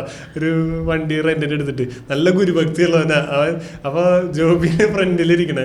അപ്പൊ ജിനേഷ് വണ്ടി ഓടിച്ച് ഇങ്ങനെ പോകുന്നുണ്ട്. ഒരു പോയിന്റ് കഴിഞ്ഞിട്ട് ജിനേഷിന് നിർത്താൻ പറ്റാണ്ട് വണ്ടി ഫ്രണ്ടിലേക്ക് പോയിക്കൊണ്ടിരിക്കുന്ന മനസ്സിലായി. അപ്പൊ ജോബി എടാ നിർത്തണം അപ്പൊ ജോബിക്ക് ഹാൻഡ് ബ്രേക്ക് വലിച്ചാൽ മതി. അപ്പൊ നേരെ കൊണ്ടുപോയിട്ട് ഇതുപോലെ അടുത്ത മതില്. അതാ പറഞ്ഞു ഗുരുഭക്തി ഉള്ളവൻ. അവനെ സ്കൂളിൽ പഠിപ്പിച്ച ടീച്ചറിന്റെ വീണ്ട മതില് വീണ് അവൻ കൊണ്ടുപോയി ഇടിച്ച് നിർത്തിയത്. ഫസ്റ്റ് ട്രെയിൻ യാത്ര, ട്രെയിൻ വണ്ടിയിൽ ബസ് എല്ലാവരും ഓർമ്മയുണ്ടല്ലോ. ഫസ്റ്റ് ബസ് മിക്കവാറും ചെറുപ്പത്തിൽ എല്ലാവരും കയറ്റിയാണ്. ബസ് ഡ്രൈവർ ആണ്. ഫസ്റ്റ് ബസ് എന്ന് പറഞ്ഞിട്ട് ഓർമ്മയില്ല. ചില ഫ്രണ്ട്സ് ഒക്കെ ഉണ്ട്, അത് ഭയങ്കര ഫിൽത്തി റിച്ച് ഫ്രണ്ട്സ് ഒക്കെ. അവര് ബസ്സിലൊന്നും കയറിയിട്ടില്ല, വലിയ പ്രായം ബസ്സിൽ കയറണം. അങ്ങനെ എനിക്ക് അങ്ങനെ ഉണ്ട് ഫ്രണ്ട്സ്. പിന്നെ ബസ്സിൽ റാൻഡം റയറായിട്ടൊക്കെ ബസ് അനുഭവമായിട്ടൊക്കെ ഉള്ള ആൾക്കാർ. എന്റെ കോളേജിൽ ഒരു പയ്യൻ വന്നിട്ട് പറഞ്ഞിട്ടുണ്ട്. പെൺകുട്ടികളായിരിക്കും അല്ല, ആമ്പിള്ളേരുണ്ട്. അതായത് ഞാനൊക്കെ 5ാം ക്ലാസ് തുടങ്ങിയിട്ട് നമ്മുടെ വീടിൻ്റെ അവിടെ നിന്ന് തൃശ്ശൂർക്ക് ബസ് കയറി പോകണം. ST 50 പൈസ കൊടുത്തിട്ട് പോണ കാലം തുടങ്ങി ഞാൻ ബസ്സിൽ പോകണതാണ്. ചേട്ടനും ഒരു ഫസ്റ്റ് ഈ 5ാം ക്ലാസ്സിൽ ചേട്ടന് പോണ സമയത്ത് ആദ്യത്തെ കുറച്ചാള് വേറെ ജീപ്പിലാണ് പോയിരുന്നത്. അത് കഴിഞ്ഞിട്ട് പിള്ളേര് സെറ്റൊക്കെ ആയി കഴിഞ്ഞപ്പോൾ ബസ് കയറി പോവാന്ന് പറയുന്നത്. ബസ് കയറി പോവാന്ന് പറയുന്നത് ചെറിയൊരു ഇത്. അന്ന് ST കാരെ കണ്ടക്ടർമാർക്ക് ഇഷ്ടമല്ല. പിന്നെ നമ്മൾ സ്റ്റാൻഡില് ബസ്സിന്റെ പുറത്ത് വെയിറ്റ് ചെയ്യണം, എടുക്കണ സമയത്ത് ചാടി കയറണം. ഇതൊക്കെ ഒരു 5ാം ക്ലാസ്സുകാരന് ചലഞ്ചാ. അപ്പൊ ഞാനും കൂടെ ഉള്ളത് ചേട്ടന് വേറൊരു ബാഗേജ്, ഇതിനും കയറ്റണം അവനും കയറണം. അപ്പൊ ചെറിയ തോതിൽ കണ്ടക്ടർമാരായിട്ടുള്ള ക്ലാഷുകളൊക്കെ ഉണ്ടാവാറുണ്ട്. പിന്നെ മോഡൽ ബസ്സിലായിരുന്നു ഞങ്ങൾ 6ൽ നന്നായി തെറി പറയും. നല്ല ഫ്ലുവൻ്റ് ആയിരുന്നു. അപ്പൊ ചേട്ടൻ ചിലപ്പോ തെറിയും പറയും ഈ ബസ് കയറ്റത്തിന്റെ സമയത്ത്. എന്താ പറയാ, അപ്പൊ ഞാൻ പറഞ്ഞ പോലെ ഈ കോളേജിൽ ഞാൻ പഠിക്കുന്ന സമയത്ത് ഇതുപോലെ ഒരു പയ്യൻ അവിടെ ഞങ്ങളുടെ കുറെ ജൂനിയർ ആയിട്ടൊരു പയ്യൻ വന്നു. അപ്പൊ ഈ പറഞ്ഞ ഊട്ടിയിലൊക്കെ പഠിച്ച് ഇതായിട്ട് വന്നിട്ടുള്ള ആദ്യമായിട്ട് ബസ്സിൽ കയറിയപ്പോ മറ്റേ ലോട്ടറി ടിക്കറ്റ് വെക്കണല്ലേ, ടിക്കറ്റ് പറഞ്ഞിട്ട് വന്നു. ടിക്കറ്റ് മേടിച്ചിട്ട് എന്നിട്ട് കണ്ടക്ടർ വന്നിട്ട് ടിക്കറ്റ് ഞാൻ എടുത്തു. ഇത് നമ്പരമാതി ഇല്ലേ കഥ. സത്യം. അവൻ പറഞ്ഞ ടിക്കറ്റ് കേരളത്തിലാക്കി ഊട്ടി നിന്നല്ലേ, കേരള ബമ്പർ. അവൻ ലോട്ടറി ടിക്കറ്റ് എടുത്തിട്ട് ടിക്കറ്റാന്ന് പറഞ്ഞിരുന്നു. ഇവനിപ്പോ ജീവിതത്തിൽ എന്ത് ചെയ്യുന്നു? അതിന്റെ ജൂനിയർ പയ്യന. എനിക്ക് യാതൊരു ഈ ബേസിക് കമ്മ്യൂണിറ്റീസും ബേസിക് സെറ്റപ്പും അറിയാത്തവന്മാരൊക്കെ വലിയ നിലയിലായിരിക്കും. ഇത് ഞങ്ങൾക്ക് കുറെ പേർക്ക് ഞങ്ങളിത് അതിശയത്തോടെ കേട്ടിരുന്ന കഥയാണ്. ബസ് കയറാറില്ല എന്ന് പറയുന്നത്. നമ്മളെ ഈ പറഞ്ഞ പോലെ നമ്മള് ബസ്സിൽ പോകുമ്പോഴേ ചെറുപ്പത്തിൽ ബസ്സിൽ ഒറ്റയ്ക്ക് പോകും. ഒന്ന് ടിക്കറ്റ് എടുപ്പിക്കുക, നമ്മളെ കൊണ്ട് ടിക്കറ്റ് എടുപ്പിക്കാന്ന് പറഞ്ഞാൽ വലിയ സംഭവം. നമ്മൾ മുതിർന്നു നമ്മൾ തന്നെ വിശ്വസിക്കുന്ന. അല്ല, ഞങ്ങൾക്ക് സത്യം പറഞ്ഞു കഴിഞ്ഞാൽ വീടിന്റെ അടുത്ത് സ്കൂളിൽ പഠിക്കുന്നവരൊന്നും അവരുടെ ഒരു വലിയ സംഭവമാണ് തൃശ്ശൂര് പോവാന്ന് പറയുന്നത്. നമ്മൾ ആ സംഭവം ഡെയിലി ചെയ്യണവരാ. ഇവര് ഓണത്തിന് മറ്റേ ഇതിനൊക്കെ കൈനീട്ടൊക്കെ കിട്ടുമ്പോ അത് വെച്ച് ഇവിടെ പോയിട്ടൊരു സിനിമ, തൃശ്ശൂര് പോയൊരു സിനിമ, പത്തഞ്ചിന്ന് മസാല ദോശ, ഇതൊരു ടൂർ പ്ലാൻ. നമ്മള് കാലത്ത് അവിടുന്ന് ബസ് ഇവിടെ പോകുന്നു, ചിലപ്പോ ഉച്ചയ്ക്ക് എങ്ങനെ ക്ലാസ് വിടും, അപ്പൊ നമ്മള് തൃശ്ശൂർ റൗണ്ടിൽ കൂടെ കറങ്ങി നടക്കുന്നു, എന്നിട്ട് വീണ്ടും ഏതെങ്കിലും ബസ് കയറി തിരിച്ചു വരുന്നു. അപ്പൊ നമുക്ക് ചെറിയ സംഭവമായിരുന്നെങ്കിലും മോഡൽ ബോയ്സിലെ പിള്ളേരാട്ടോ C8 പോകുന്നവർക്ക് ബസ് അത്യാവശ്യം. നമുക്ക് പക്ഷേ വീടിൻ്റെ അടുത്ത സ്കൂളിലുള്ളതുകൊണ്ട് എനിക്ക് ബസ്സിൽ കയറുന്നത് പേരൻസിൻ്റെ കൂടെ അമ്മയുടെ വീട്ടിൽ പോകുമ്പോഴാണ് മെയിനായിട്ട് ബസ്സിൽ കയറുന്നത്. അല്ലെങ്കിൽ ഏതെങ്കിലും യാത്ര പോകണമെങ്കിൽ അതാ പോകുന്നത്. അപ്പം ഇടയ്ക്ക് നമ്മളെ പഠിപ്പിക്കാൻ വേണ്ടി അച്ഛൻ ഇങ്ങനെ ടിക്കറ്റ് തന്നിട്ട് പറയും എടുത്തു 2 ചെങ്ങന്നൂര്, ഒരു ഫുള്ള്, 2 ഹാഫ് എന്നൊക്കെ എഴുതാ. നമ്മളിങ്ങനെ നമ്മളിങ്ങനെ 2 ഫുള്ള്, 1 ഹാഫ് ചെങ്ങന്നൂര്. നമ്മള് സ്റ്റാൻഡേർഡ് നമ്മൾ ആണായി 2.5 നമ്മളെ നമ്മളാ. എന്നിട്ട് അപ്പം നമ്മളൊക്കെ ടിക്കറ്റ് നമ്മളെ മുതിർപ്പിക്കുന്ന. അങ്ങനെ അമ്മയുടെ ആങ്ങളുടെ കല്യാണത്തിന് അമ്മയുടെ വീട് മാന്നാറാണ്. അപ്പോൾ ചെങ്ങന്നൂർ മാന്നാറ് 2 സ്റ്റോപ്പുണ്ട് ഇതിനിടയ്ക്ക്. അതായത് ബസ് ഡയറക്റ്റ് ബസ് കിട്ടത്തില്ല പത്തനംതിട്ടയിൽ നിന്ന്. അപ്പോൾ ഒരു തവണ ഇവർക്ക് തലേന്ന് 2 ദിവസം മുന്നേ വരാൻ പറ്റുന്നത്. അപ്പോൾ നമ്മളെ നേരത്തെ വിടണമെന്ന് പറഞ്ഞു, പക്ഷേ അമ്മയ്ക്ക് അച്ഛനും വരാൻ പറ്റത്തില്ല. അതുകൊണ്ട് എന്നെയും ചേട്ടനെയും അനിയനെയും കൂടെ ബസ് കയറിയിട്ടു. ചേട്ടൻ മുതിർന്ന ആളായതുകൊണ്ട് ചേട്ടൻ്റെ ധൈര്യത്തിൽ അതിൻ്റെ തൊട്ട് താഴെ 2 പേരുണ്ടല്ലോ, അവരെ നോക്കാൻ വേണ്ടി ഇത് ഞങ്ങളെ 3 പേരും കൂടെ ബസ് കയറ്റി ഇവിടുന്ന് വിട്ടു. പത്തനംതിട്ടയിൽ നിന്ന് ബസ്സിൽ ചെങ്ങന്നൂർ വിട്ടു. അപ്പോൾ നമുക്കറിയാം ചെങ്ങന്നൂർ ഇറങ്ങി പിന്നെ തൊട്ടടുത്താണ് എളുപ്പം പോകുന്ന സ്ഥലം. 10-15 മിനിറ്റിലുണ്ട് ബസ് എത്തും, ചിലപ്പോൾ 20 മിനിറ്റ് അല്ലെങ്കിൽ 25 മിനിറ്റ് മാക്സിമം ഇത്. അപ്പോൾ പ്രൈവറ്റ് ബസ് സ്റ്റാൻഡിൽ പോയി ഇറങ്ങിയാൽ സ്റ്റാൻഡിൽ നിന്ന് ബസ്സുണ്ട്, ഒരു പ്രശ്നമില്ല. ഞങ്ങളൊരു ഈവനിങ് ടൈമിൽ ഇവിടുന്ന് കയറ്റി വിട്ടു. ചെങ്ങന്നൂർ വരെ കൂളായിട്ട് പോയി, പൈസ എല്ലാം തന്ന് ടിക്കറ്റ് എടുത്താൽ വിട്ടു. ഇവിടുന്ന് കയറിപ്പോഴെല്ലാം സെറ്റ് ചെയ്താൽ വിട്ടേക്കുന്നത്. അവിടെ ചെന്നിറങ്ങിയിട്ട് മാറിക്കയറണം, അയാളോട് പറഞ്ഞിട്ടുണ്ട് എന്ന് കയറ്റി വിടുന്നത്. ചെങ്ങന്നൂർ എത്തിയപ്പം ചെങ്ങന്നൂർ പ്രാദേശിക ഹർത്താൽ, ചെങ്ങന്നൂരിൽ നിന്ന് ബസ് പോകുന്നില്ല. നമ്മളെ ഇറങ്ങിയ സമയത്ത് 5:30-6 മണി സമയത്ത് നമ്മളെ കൊണ്ട് ഇറക്കി. അപ്പോൾ എന്നിട്ട് അയാൾ കണ്ടക്ടർ ചോദിച്ചു ഇനി എന്തോ ചെയ്യും, ഓട്ടോ പിടിച്ച് പോകാം. ഞങ്ങൾ ഓട്ടോ പിടിച്ച് പോകും, നമ്മുടെ പൈസ കൊണ്ട് ഓട്ടോ പിടിച്ച് പോകാൻ. നമ്മുടെ ബസ്സിൻ്റെ ആളെന്നാണ് പറഞ്ഞിട്ടേക്കുന്നത്. അപ്പോൾ ചേട്ടൻ്റെ തലയിൽ നമ്മളെപ്പോഴും 10 മിനിറ്റ് കൊണ്ട് എത്തും, ഇവിടെ തൊട്ട് അടുത്താ മാന്നാറമ്മ, നമുക്ക് അറിയാവുന്ന വഴിയില്ലേ, ഇവിടെ അങ്ങോട്ട് ഇങ്ങനെ എത്തുന്നത്. ശരിക്കും 10 കിലോമീറ്റർ ഇങ്ങോട്ട്, നമ്മുടെ കണക്കിലെ 10 മിനിറ്റിൽ എത്തുന്നത്. എന്നിട്ട് ചേട്ടൻ നടക്കാം നമുക്ക് വാശിയേട്ടൻ. അപ്പം ഞാൻ അബു നടക്കണോ, കുഞ്ഞാ ഞങ്ങൾ നടന്നു കുറച്ച് നടന്നു. നമ്മൾ ആദ്യം കണ്ടൊരു വളവും തിരിവും നമ്മുടെ ഓർമ്മയിലുണ്ട്. അവിടുന്ന് തിരിഞ്ഞ് മാന്നാർക്ക് പോകുന്നുണ്ട്, അത് എത്തുന്നില്ല, എത്ര ആണെന്ന് എത്തുന്നില്ല. അബു കരയാൻ തുടങ്ങി, അബു എന്നെ എടുക്കണം എന്നൊക്കെ ആയി. അപ്പൊ ഇച്ചിരി ഇപ്പൊ എത്തുന്ന് പറഞ്ഞിട്ട് പിന്നെ വഴി വരുന്ന വണ്ടിക്ക് കൈ കാണിക്കാൻ തുടങ്ങി. അങ്ങനെ 2 വണ്ടി കയറി ഇറങ്ങി. ഒരു ജീപ്പുകാരനെ പറഞ്ഞ് ബുധനൂര് പോവുക, ഇടയ്ക്ക് ആ തിരിവിറക്കാം, പുലിയിൽ ഇറക്കാന്ന് പറഞ്ഞു. അങ്ങനെ മാന്നാറേക്ക് തിരിയുന്ന ആ തിരിവിൽ പുള്ളി ഇറക്കി, പുള്ളി മാവേലിക്കരയ്ക്ക് എങ്ങാണ്ട് പോവുക. അപ്പം ആ സ്ഥലത്ത് ആദ്യം കൊണ്ട് ഇറങ്ങി. എന്നിട്ട് ആ തിരിവപ്പം നമുക്ക് മനസ്സിലായി ഇവിടുന്ന് അങ്ങോട്ട് കയറുന്നത്. അത് ബസ്സിൽ പോകുമ്പോൾ നമ്മൾ നോട്ട് ചെയ്യുന്ന സാധനം. അവിടുന്ന് പിന്നെ നടന്ന് എത്തുന്നില്ല. അബു രാത്രി ഇരുട്ട് കയറി തുടങ്ങി, അബു കരയാൻ തുടങ്ങി ഉറക്കെ. അബുവിനെ കുറച്ചൊക്കെ എടുക്കാനൊക്കെ നമ്മൾ നോക്കി, അവൻ തക്കിടി മുണ്ടില്ല, ഒന്നും പറ്റുന്നില്ല. പിന്നെ കുറച്ച് കഴിഞ്ഞ് ഒരു ജീപ്പുകാരൻ വീണ്ടും കൈ കാണിച്ച വേറൊരു ജീപ്പുകാരൻ വന്ന് നിർത്തി. അയാൾ കൊണ്ട് സ്റ്റോർ മുക്കുന്ന സ്ഥലത്ത് ഇറക്കി. അവിടുന്ന് പിന്നെ കുറച്ചേ നമുക്ക് പിന്നെ ധൈര്യമായി. അയ്യോ അതൊരു വല്ലാത്തൊരു നടപ്പായിരുന്നു. അപ്പോഴത്തേക്ക് വീട്ടിൽ നിന്ന് ഇവിടെ ടെലിഫോൺ മാത്രമേ ഉള്ളൂ, മൊബൈലൊന്നും ഇല്ലാത്ത കാലം. അപ്പോൾ വീട്ടിൽ നിന്ന് വിളിച്ച് ഇവിടെ എത്തിയിട്ടില്ല. അപ്പോൾ അവരിങ്ങനെ വെയിറ്റ് ചെയ്തിരിക്കുക ഈ കോള് വരാൻ വേണ്ടി, എത്തിയെന്ന് വരാൻ വേണ്ടി. എന്നിട്ട് നമ്മളെ തപ്പി ഇറങ്ങാൻ തുടങ്ങുന്ന സമയത്ത് നമ്മൾ ഇവിടുന്ന് എവിടെ എത്തി. അപ്പോൾ വരെ വഴക്ക് പറയും, നിങ്ങളൊരു ഓട്ടോ പിടിച്ച് വന്നിട്ട് ഇവിടുന്ന് പൈസ വാങ്ങിച്ച് കൊടുത്താൽ മതിയല്ലോ. പക്ഷെ നമ്മുടെ കണക്കിൽ അത്രയും പൈസ ഓട്ടോയ്ക്ക് സ്പെൻഡ് ചെയ്യാന്ന് പറയുന്നത് അന്ന് ചിന്തിക്കാൻ പറ്റത്തില്ല. പറഞ്ഞാൽ ഞാനും ചേട്ടനും കൂടി സ്കൂളിൽ നിന്ന് പറഞ്ഞ പോലെ മിന്നൽ പണി കൊടുക്കും. ബസ്സുകാരെ തല്ലില് പെട്ടെന്ന് ആ റൂട്ടിലേക്കുള്ള ബസ് നിർത്തലൊക്കെ ഒരു വിനോദമാണല്ലോ. അതായത് കിളീനെ തല്ല്, കണ്ടക്ടറെ തല്ല് എന്തെങ്കിലും ഉണ്ടെങ്കിൽ കുന്നംകുളം ബസ് അവിടെ നിന്ന് അങ്ങോട്ട് ഫുൾ ഏരിയ നിർത്തിക്കളെ ബസ് സമരം, മിന്നൽ പണി മുടക്കുകൾ വരാറുണ്ട്. അതുപോലെ ഈ പറഞ്ഞ സ്കൂളിൽ പഠിക്കുന്ന സമയത്ത് ഇതുപോലൊരു മിന്നൽ പണി മുടക്ക് കിട്ടിയിട്ടുണ്ടായിരുന്നു. പിന്നെ ഞങ്ങള് ആ വേഷത്തിലാണ് നടന്നത്. ഞാനും ചേട്ടനും കൂടി നടക്കാം. വേറൊരു ഈ വഴിക്കുള്ള റൂട്ടിലുള്ള 2-3 പിള്ളേരും കൂടി ഉണ്ട്. ഞങ്ങള് നടന്നു തുടങ്ങിയപ്പോൾ നമ്മൾ ബസ്സിൽ പോകുമ്പോൾ നമ്മൾ നോക്കുമ്പോൾ ഒരു സ്ട്രെയിറ്റ് ലൈനാണ് അവിടെ നിന്ന് ഇങ്ങനെ നടന്ന് ഇവിടെ വന്നു കഴിഞ്ഞാൽ ചെറിയ ദൂരല്ലേ, നടക്കാലോ. ഇത് ശരിക്കും നടന്നു തുടങ്ങുമ്പോൾ 7 കിലോമീറ്റർ 8 കിലോമീറ്റർ നടന്നു തുടങ്ങുമ്പോൾ ശരിക്കും പത വരുന്നു. പിന്നെ എന്താ വീട്ടിലേക്ക് വിളിച്ചു പറഞ്ഞു ബസ് ഞങ്ങൾ നടന്നാ പറഞ്ഞ ടൈം എടുക്കുന്നു. പിന്നെ ചേട്ടനൊക്കെ ഉള്ളതുകൊണ്ട് ഒന്നും നടക്കട്ടെ, നല്ലൊരു അനുഭവമല്ലേ. ഞാൻ 7-8 എന്താ പഠിക്കുന്ന സമയത്ത് അങ്ങനെ നടന്നിട്ട്. ഫസ്റ്റ് ട്രെയിനിൽ കയറിയപ്പോഴാണ് ബസ് കുറെ ഇതുണ്ട്. എനിക്ക് ഒരു സമയത്ത് KSRTC ബസ് കയറി ഇപ്പൊ അമ്മ വീട്ടിലേക്കൊക്കെ പോകുന്ന സമയത്ത് ഛർദിക്കാൻ വരും. ഞാൻ ബസ് കയറി ഛർദിക്കും, അത് അമ്മയും ഛർദിക്കും ഞാനും ഛർദിക്കും. ഞങ്ങൾ 2 പേരും ഒരു കവറും നാരങ്ങ എടുത്തിട്ടാണ് കയറാ റെഡി ആയിട്ട്. ഛർദിക്കൽ ആദ്യ ഈ സമയത്തൊക്കെ പ്രശ്നം എനിക്കുണ്ടായിരുന്നു പ്രശ്നമുണ്ടായിരുന്നു. ഭയങ്കരമായിട്ട്. പക്ഷെ പിന്നെ അത് കുഴപ്പമൊന്നുമില്ല. ശീലമായ പ്രശ്നമില്ല. സ്ഥിരം എന്റെ അമ്മ പോയാൽ എപ്പോഴും കുറച്ച് ലോങ് യാത്ര പോയി കഴിഞ്ഞാൽ ഛർദിക്കും. കാണില്ല. അയ്യോ അമ്മ ഈ പറഞ്ഞാൽ എന്നിട്ടാണ് പട്ടിക്കാട് ചേട്ടന്റെ കല്യാണം, അല്ല പട്ടിക്കാടല്ല കട്ടപ്പനന്ന് ചേട്ടന്റെ കല്യാണം.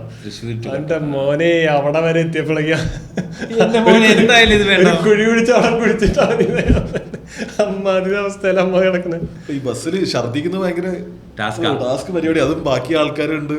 അതും പണ്ട് ഈ അത് പോകുന്ന ചിലർക്ക് സമയത്തൊക്കെ ഛർദിക്കണത് കണ്ടാ ഛർദിക്കാൻ പറ്റും. ചെറിയ റൂട്ടിലാവുമ്പോ ആ ബസ്സിനകത്ത് നല്ല തിങ്ങി നിറഞ്ഞിരിക്കുന്ന സമയമായിരിക്കും. ഒരു പ്രത്യേക മണവും ഒക്കെ ആയിട്ട് ആകെ അലമ്പാ. അതാ പ്രശ്നം. അല്ല അത് ബാക്കി ആൾക്കാരല്ല, ഞാനൊക്കെയാണ് ഛർദിക്കുന്നത്. നല്ല പ്രശ്നം. എന്നിട്ട് സ്ഥിരം ഉണ്ടായിരുന്നു ഈ ഛർദിയുടെ പരിപാടി. അതുപോലെ തന്നെ ട്രെയിൻ കുറച്ച് ലേറ്റ് ആയിട്ടാണ് നമ്മൾ എക്സ്പീരിയൻസ് ചെയ്യണത്. ഞാൻ കോളേജിൽ എത്തിക്കഴിഞ്ഞിട്ടാണ്. കോളേജിൽ ഈ ഫൈനൽ ഇയർ അല്ല ഏത് ഇയറിലൊരു മിനി പ്രൊജക്റ്റ് ഇല്ലേ, ആ മിനി പ്രൊജക്റ്റ് ചെയ്യാനൊക്കെയാണ് കൊച്ചിക്ക് വരുമ്പോഴാണ് ട്രെയിൻ കയറി തുടങ്ങണേന്നുള്ള എൻ്റെ ഈ പറഞ്ഞ പോലത്തെ ഒരു ഓർമ്മ. അന്ന് ഈ പറഞ്ഞ ജിനേഷിന് ആദ്യത്തെ ട്രെയിൻ യാത്ര ചാലക്കുടിയിൽ നിന്ന് തൃശ്ശൂരിൽ നിന്ന് ചാടി കയറിയിട്ട് ജിനേഷ് നിൽക്കാണ് ഡോറിൻ്റെ അവിടെ. ഞങ്ങൾ പോയിരിക്കുക. അപ്പൊ ജിനേഷിനോട് ചേട്ടൻ അവിടെ ഇരുന്നു പറഞ്ഞു, ഏയ് വേണ്ട ഇപ്പൊ എത്തുന്നു എറണാകുളത്തേക്ക്. ജിനേഷിന്റെ വിചാരം ട്രെയിൻ എന്ന് പറഞ്ഞാൽ അത് കഴിഞ്ഞ് അങ്കമാലി കഴിയുന്നു, ആലുവ കഴിഞ്ഞ് ട്രെയിനിൽ നല്ല തിരക്കായി തുടങ്ങി. അപ്പൊ ജിനേഷ് പറയും, അടഞ്ഞാണാ ഇതിപ്പോ എന്തിട്ട് ട്രെയിനടാ, ട്രെയിൻ നല്ലൊരു ബസ്സിന് പോകണം. അപ്പൊ പറഞ്ഞ ബ്ലോക്ക് ഇല്ലാണ്ട് അവിടെ വരെ പോവാ. അതുപോലെ തന്നെ വേറെ വീടിന്റെ അവിടെ ഉള്ള ഇതുപോലെ ആദ്യമായിട്ട് ട്രെയിനിൽ കയറി. അതും ഈ പറഞ്ഞ കോളേജും കഴിഞ്ഞിട്ടുള്ള ഞങ്ങളുടെ ഒരു പ്രായത്തിന്റെ സമയത്താവും കാരണം. അതും കയറിയത് പാസഞ്ചറിലാണ്. കാലത്തെ പാസഞ്ചറിൽ എന്താന്ന് തോന്നുന്നു. അപ്പൊ ആള് ഫുൾ എക്സൈറ്റ്മെന്റില്ല. ട്രെയിനിൽ അങ്ങോട്ട് നടക്കുന്നു സീറ്റുകൾ നോക്കുന്നു, ഫുൾ അങ്ങോട്ടും ഇങ്ങോട്ട് ഓടി നടക്കണ ആള്. അപ്പോൾ അങ്ങനെയൊക്കെ നടന്നു കഴിഞ്ഞ് കുറച്ചു നേരം കഴിഞ്ഞപ്പോൾ ആൾക്ക് ഡോറിൻ്റെ അവിടെ വന്നപ്പോൾ ഭയങ്കര ഒരു സുഖം. അപ്പോൾ കുറച്ചു നേരം ഞാൻ ഡോറിൻ്റെ സ്റ്റെപ്പ് മാറിയിരിക്കണം. പക്ഷേ അവിടുത്തെ സ്ഥിരക്കാരുണ്ട്, അവർ സ്റ്റെപ്പുമൊക്കെ ഇരുന്ന് ഇങ്ങനെ ഭയങ്കര ഈ പാസഞ്ചറിലെന്ന് പറഞ്ഞു കഴിഞ്ഞാൽ ഒരുമാതിരി സ്കൂൾ ബസ് പോലെ അത് സ്ഥിരം യാത്രക്കാരാ. അവരങ്ങോട്ടും ഇങ്ങോട്ടൊക്കെ നല്ല കമന്റ് അടിച്ചും ഇതൊക്കെ ഇരിക്കുക. അപ്പൊ ഇവൻ സ്റ്റെപ്പിൽ ഇരിക്കുന്ന ചേട്ടന്മാരെയൊക്കെ കണ്ടു കഴിഞ്ഞപ്പോഴേ അവനവിടെ ഇരിക്കണമല്ലോ. അപ്പൊ അവരെ കൺവിൻസ് ചെയ്യാൻ വന്നു, ചേട്ടാ ഞാനേ ആദ്യമായിട്ട് ട്രെയിനിൽ കയറണേ, ഞാൻ കുറച്ച് നേരം ഇവിടെ ഇരുന്നോട്ടെ എന്ന് ചോദിച്ചു. അപ്പൊ ഇയാള് കുറെ കാലമായിട്ടല്ലോ, അതെ ആദ്യമായിട്ട് ട്രെയിനിൽ കയറണ പോയിട്ട് കക്കൂസൊക്കെ പോയി കണ്ടിട്ടോടാ. അപ്പൊ ഇവൻ അതേ ചിരിയിലെന്ന് തിരിച്ച്, കക്കൂസാണ് എന്നെ പിടി, എന്തിനാ ചേട്ടാ അവിടെ വരെ പോണ, ചേട്ടനെ പോത്തിക്കുന്നു കഴുത്തിന് പിടിച്ചു. അവൻ കറക്റ്റ് ടൈമിങ്ങിലെ സാധനം അടിച്ചത്. നല്ല കൗണ്ടർ ആയിരുന്നല്ലേ. ചേട്ടാ അവിടെ പോണ ചേട്ടനെ മൊത്തം നോക്കിയപ്പോ ഞാൻ തൃശ്ശൂർ റിപ്പീറ്റ് ചെയ്യാൻ വേണ്ടി +2 കഴിഞ്ഞിട്ട് റിപ്പീറ്റ് ചെയ്യാൻ PC ഇവിടെ ചേർന്നായിരുന്നു. അവിടാണ് എൻ്റെ ഫസ്റ്റ് ട്രെയിൻ യാത്ര. ചെങ്ങന്നൂർ ബസ്സിന് വരും, ചെങ്ങന്നൂരിൽ നിന്ന് ട്രെയിൻ കയറി തൃശ്ശൂർ, റിട്ടേൺ തൃശ്ശൂർ ടു ചെങ്ങന്നൂർ. പോയി വരൂ അല്ലല്ല, പോവാൻ വേണ്ടി വെക്കേഷൻ. അതാണ് എന്റെ ട്രെയിൻ യാത്ര എക്സ്പീരിയൻസ്. അവിടെ താമസം എവിടെയായിരുന്നു? ഹോസ്റ്റലുണ്ടായിരുന്നു. റീസെന്റ് ഞാൻ താമസിച്ച ഹോസ്റ്റലൊക്കെ പൊളിച്ച് പണിഞ്ഞു. അവിടെ എല്ലാം മൊത്തം പൊളിഞ്ഞു. അതിന്റെയൊക്കെ കാലം കഴിഞ്ഞു തോന്നുന്നു. കാരണം ഇപ്പൊ ഓൺലൈൻ കഥകളും ഓൺലൈൻ വർക്ക് ഇതുമായി അത് പിന്നെ സ്പ്ലിറ്റ് ആയി. എല്ലാവർക്കും അല്ല അവിടത്തെ സാറന്മാരൊക്കെ പുറത്തേക്ക് തുടങ്ങി. കുറെ സ്കൂളുകളൊക്കെ അതുമായി ബന്ധപ്പെട്ട് തന്നെ സ്കൂൾ തുടങ്ങി, ഹയർ സെക്കൻഡറി ആയി, അവര് സ്കൂൾ നടത്തുന്നു. അങ്ങനെ പ്രൈവറ്റ് ഹോസ്റ്റലുകളുടെ ഇത് കുറഞ്ഞെന്ന് തോന്നുന്നു. ബ്രദർ ഈയിടെ ഞങ്ങൾ രണ്ടുപേരെ കോച്ചിങ്ങിന് പോയത് ഒരേ സ്ഥലത്താണ്, ഒരേ ഹോസ്റ്റലിൽ ഞങ്ങൾ താമസിച്ചത്. അപ്പം ചേട്ടൻ ഈ റീസെന്റ് തൃശ്ശൂർ പോയപ്പോൾ അവിടെ പോയി നോക്കിയെന്ന് പറഞ്ഞു. പിന്നെ പ്രൈവറ്റ് ഹോസ്റ്റലിലൊക്കെ നശിച്ച് നാറാണക്കല്ലേ കിടക്കൊന്നുമില്ല. എന്റെ ഫസ്റ്റ് എക്സ്പീരിയൻസ് തൃശ്ശൂർ യാത്രയാണ് ട്രെയിനിൽ. ഞാൻ 1ാം ക്ലാസ്സിൽ പഠിക്കുമ്പോൾ ചെന്നൈയിലോട്ട് പോയത്. ചെറുപ്പത്തിലേ പോയിട്ടില്ല, നമ്മളെക്കാൾ മുന്നേ എക്സ്പീരിയൻസ്. എനിക്ക് ഓർമ്മയില്ലാത്ത സമയത്ത് ഈ പറഞ്ഞ പോലെ കോയമ്പത്തൂരൊക്കെ ട്രെയിൻ പോയിട്ടുണ്ട്. എൻ്റെ ഇവിടെ ഒരു പാടുണ്ട്, അത് ഞാൻ ഇതിൽ നിന്ന് താഴ്ചയ്ക്ക് അങ്ങോട്ട് വീണിട്ടുള്ളത്. എൻ്റെ അടുത്ത് അമ്മ പറഞ്ഞു, നീ ഏതൊരു പെൺകുട്ടീനെ കണ്ടപ്പോ എനിക്ക് ഓർമ്മയില്ല, അങ്ങനെ ഞാൻ വീണേ എന്ന് പറഞ്ഞ.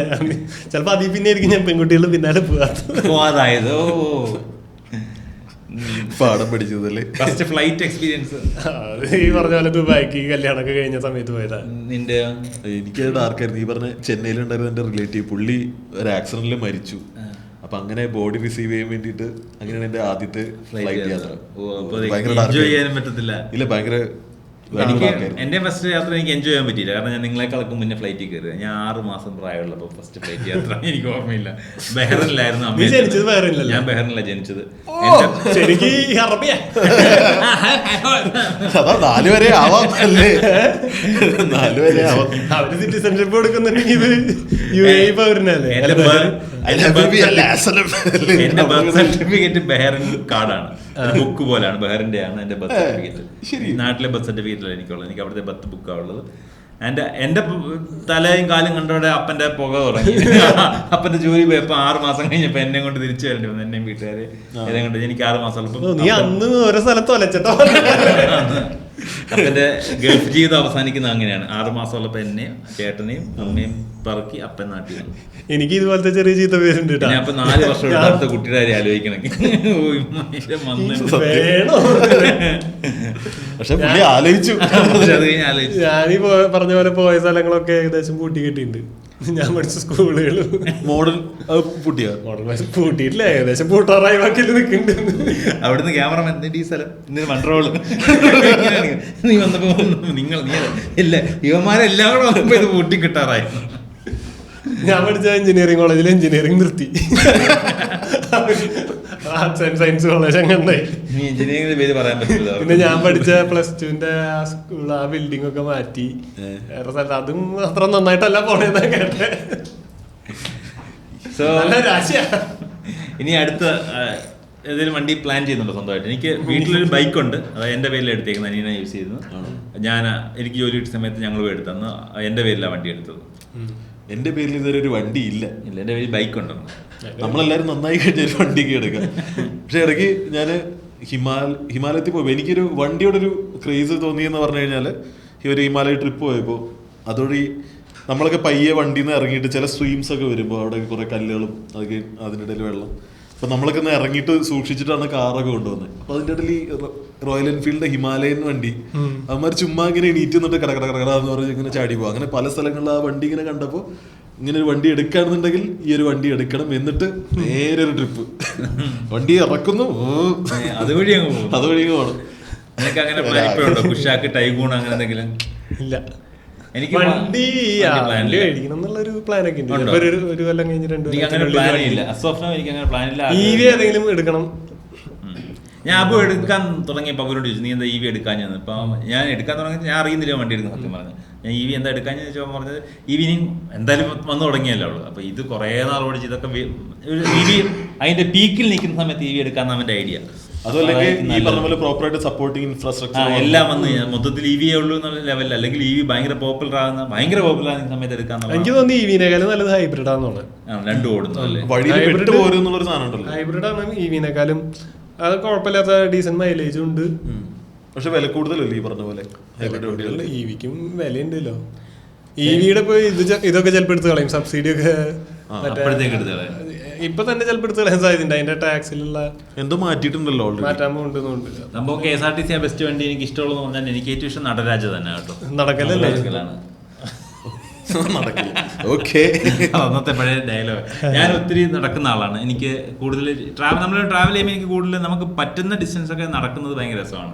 എവിടെയെങ്കിലും യാത്ര പോയി കഴിഞ്ഞാൽ നമ്മൾ ആ സ്ഥലമൊക്കെ എക്സ്പ്ലോർ ചെയ്യുകയാണെങ്കിൽ കുറച്ചൊക്കെ ഭയങ്കര പാടാണ്. നല്ല കാലാവസ്ഥ ഭയങ്കര ഇമ്പോർട്ടൻ്റ് ആണ്. ഇത് ഞാൻ UK പോയ സമയത്ത് ഒരു അഡ്വാൻറ്റേജ് ഇതാണ്, നമുക്ക് എത്ര ഡിസ്റ്റൻസ് വേണമെങ്കിലും നമുക്ക് കുറേയൊക്കെ നടന്നാൽ നമ്മൾ അങ്ങനെ വല്ലാണ്ട് ക്ഷീണിക്കില്ല, നമുക്ക് നടക്കാം. കാലാവസ്ഥ നല്ലതാണ്. പിന്നെ കൊടുന്തണുപ്പ് വരും അവിടെ. ഇവിടെ വെയിലിന്റെ പ്രശ്നമാണ്. അവിടെ ചിലത് കൊടുന്തണുപ്പ് സെറ്റാണ്. എന്നാലും നമ്മളെ ഈ ഇവിടുത്തെ വെയിലിന്റെ ഹ്യൂമിഡിറ്റിയുടെ പ്രശ്നം. ലോക്കൽ ട്രാൻസ്പോർട്ടും വാക്കിങ്ങും ആണ് എനിക്ക് എപ്പോഴും കൂടുതൽ പ്രിഫറബിൾ ആൻഡ് ഇതായിട്ട് തോന്നുന്നത്. ഞാൻ ബോംബെ പോയ സമയത്ത് ഫ്ലൈറ്റിൽ മുംബൈയിൽ ഇറങ്ങി. എന്നിട്ട് ഞാൻ മുംബൈ എക്സ്പ്ലോർ ചെയ്ത് മൊത്തം ഞാൻ നടന്നതാണ്.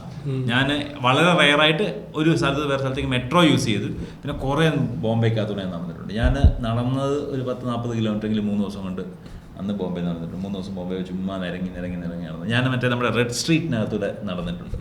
റെഡ് സ്ട്രീറ്റിന്റെ ഗലികളുടെ ഒരു ഐഡിയ മനസ്സിൽ ഇട്ടിട്ട് ഞാൻ അതിനകത്തൂടെ ഇറങ്ങി നടന്നിട്ടുണ്ട്. ഭയങ്കര കിടിലൻ സാധനമാണ്.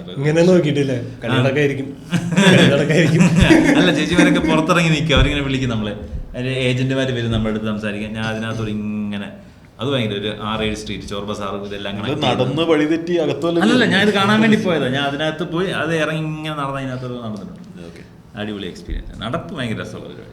രാത്രി ഒന്ന് കിടക്കുമ്പോ കട്ടിൽ കിടന്നത് ഉറങ്ങിപ്പോയിക്കോ. അയ്യോ നമ്മള് ഉറങ്ങുന്ന അറിയത്തില്ല, കാലൊക്കെ വെലുത്ത് കയറും അപ്പോഴത്തേക്ക് എത്ര നേരത്തെ നടത്താം. പക്ഷെ ഭയങ്കര രസമാണ്. എനിക്ക് കുറച്ചുകൂടെ എനിക്കിഷ്ടം നടക്കുന്നതാണ് കൂടുതൽ. ഞാനും കുറെയൊക്കെ നടക്കൽ തന്നെയായിരുന്നു. സ്കൂളിൽ പഠിക്കുന്ന സമയത്ത് നല്ല പോലെ നടക്കുമായിരുന്നു. പറഞ്ഞ പോലെ സ്കൂളിൽ നിന്ന് ആ പറഞ്ഞ ബസ് സ്റ്റാൻഡ് ഉണ്ട്, അത് അത്യാവശ്യം ഒരു ദൂരമുള്ള. പിന്നെ എനിക്ക് തൃശ്ശൂർ റൗണ്ട് നടക്കാൻ ഭയങ്കര ഇഷ്ടമുള്ള സ്ഥലമാണ്. അതിൻ്റെ ഉള്ളിൽ കൂടെ അവിടെ നടക്കലില്ല, അമ്പലത്തിൻ്റെ അവിടെ ഒക്കെ കുറേ സമയം അങ്ങനെ കുറച്ച് ടൈമൊക്കെ അവിടെ സ്പെൻഡ് ചെയ്തിട്ടുണ്ട്. ആ സ്കൂളിൽ പഠിക്കുന്ന സമയത്ത് നല്ലപോലെ നടന്നുണ്ട്.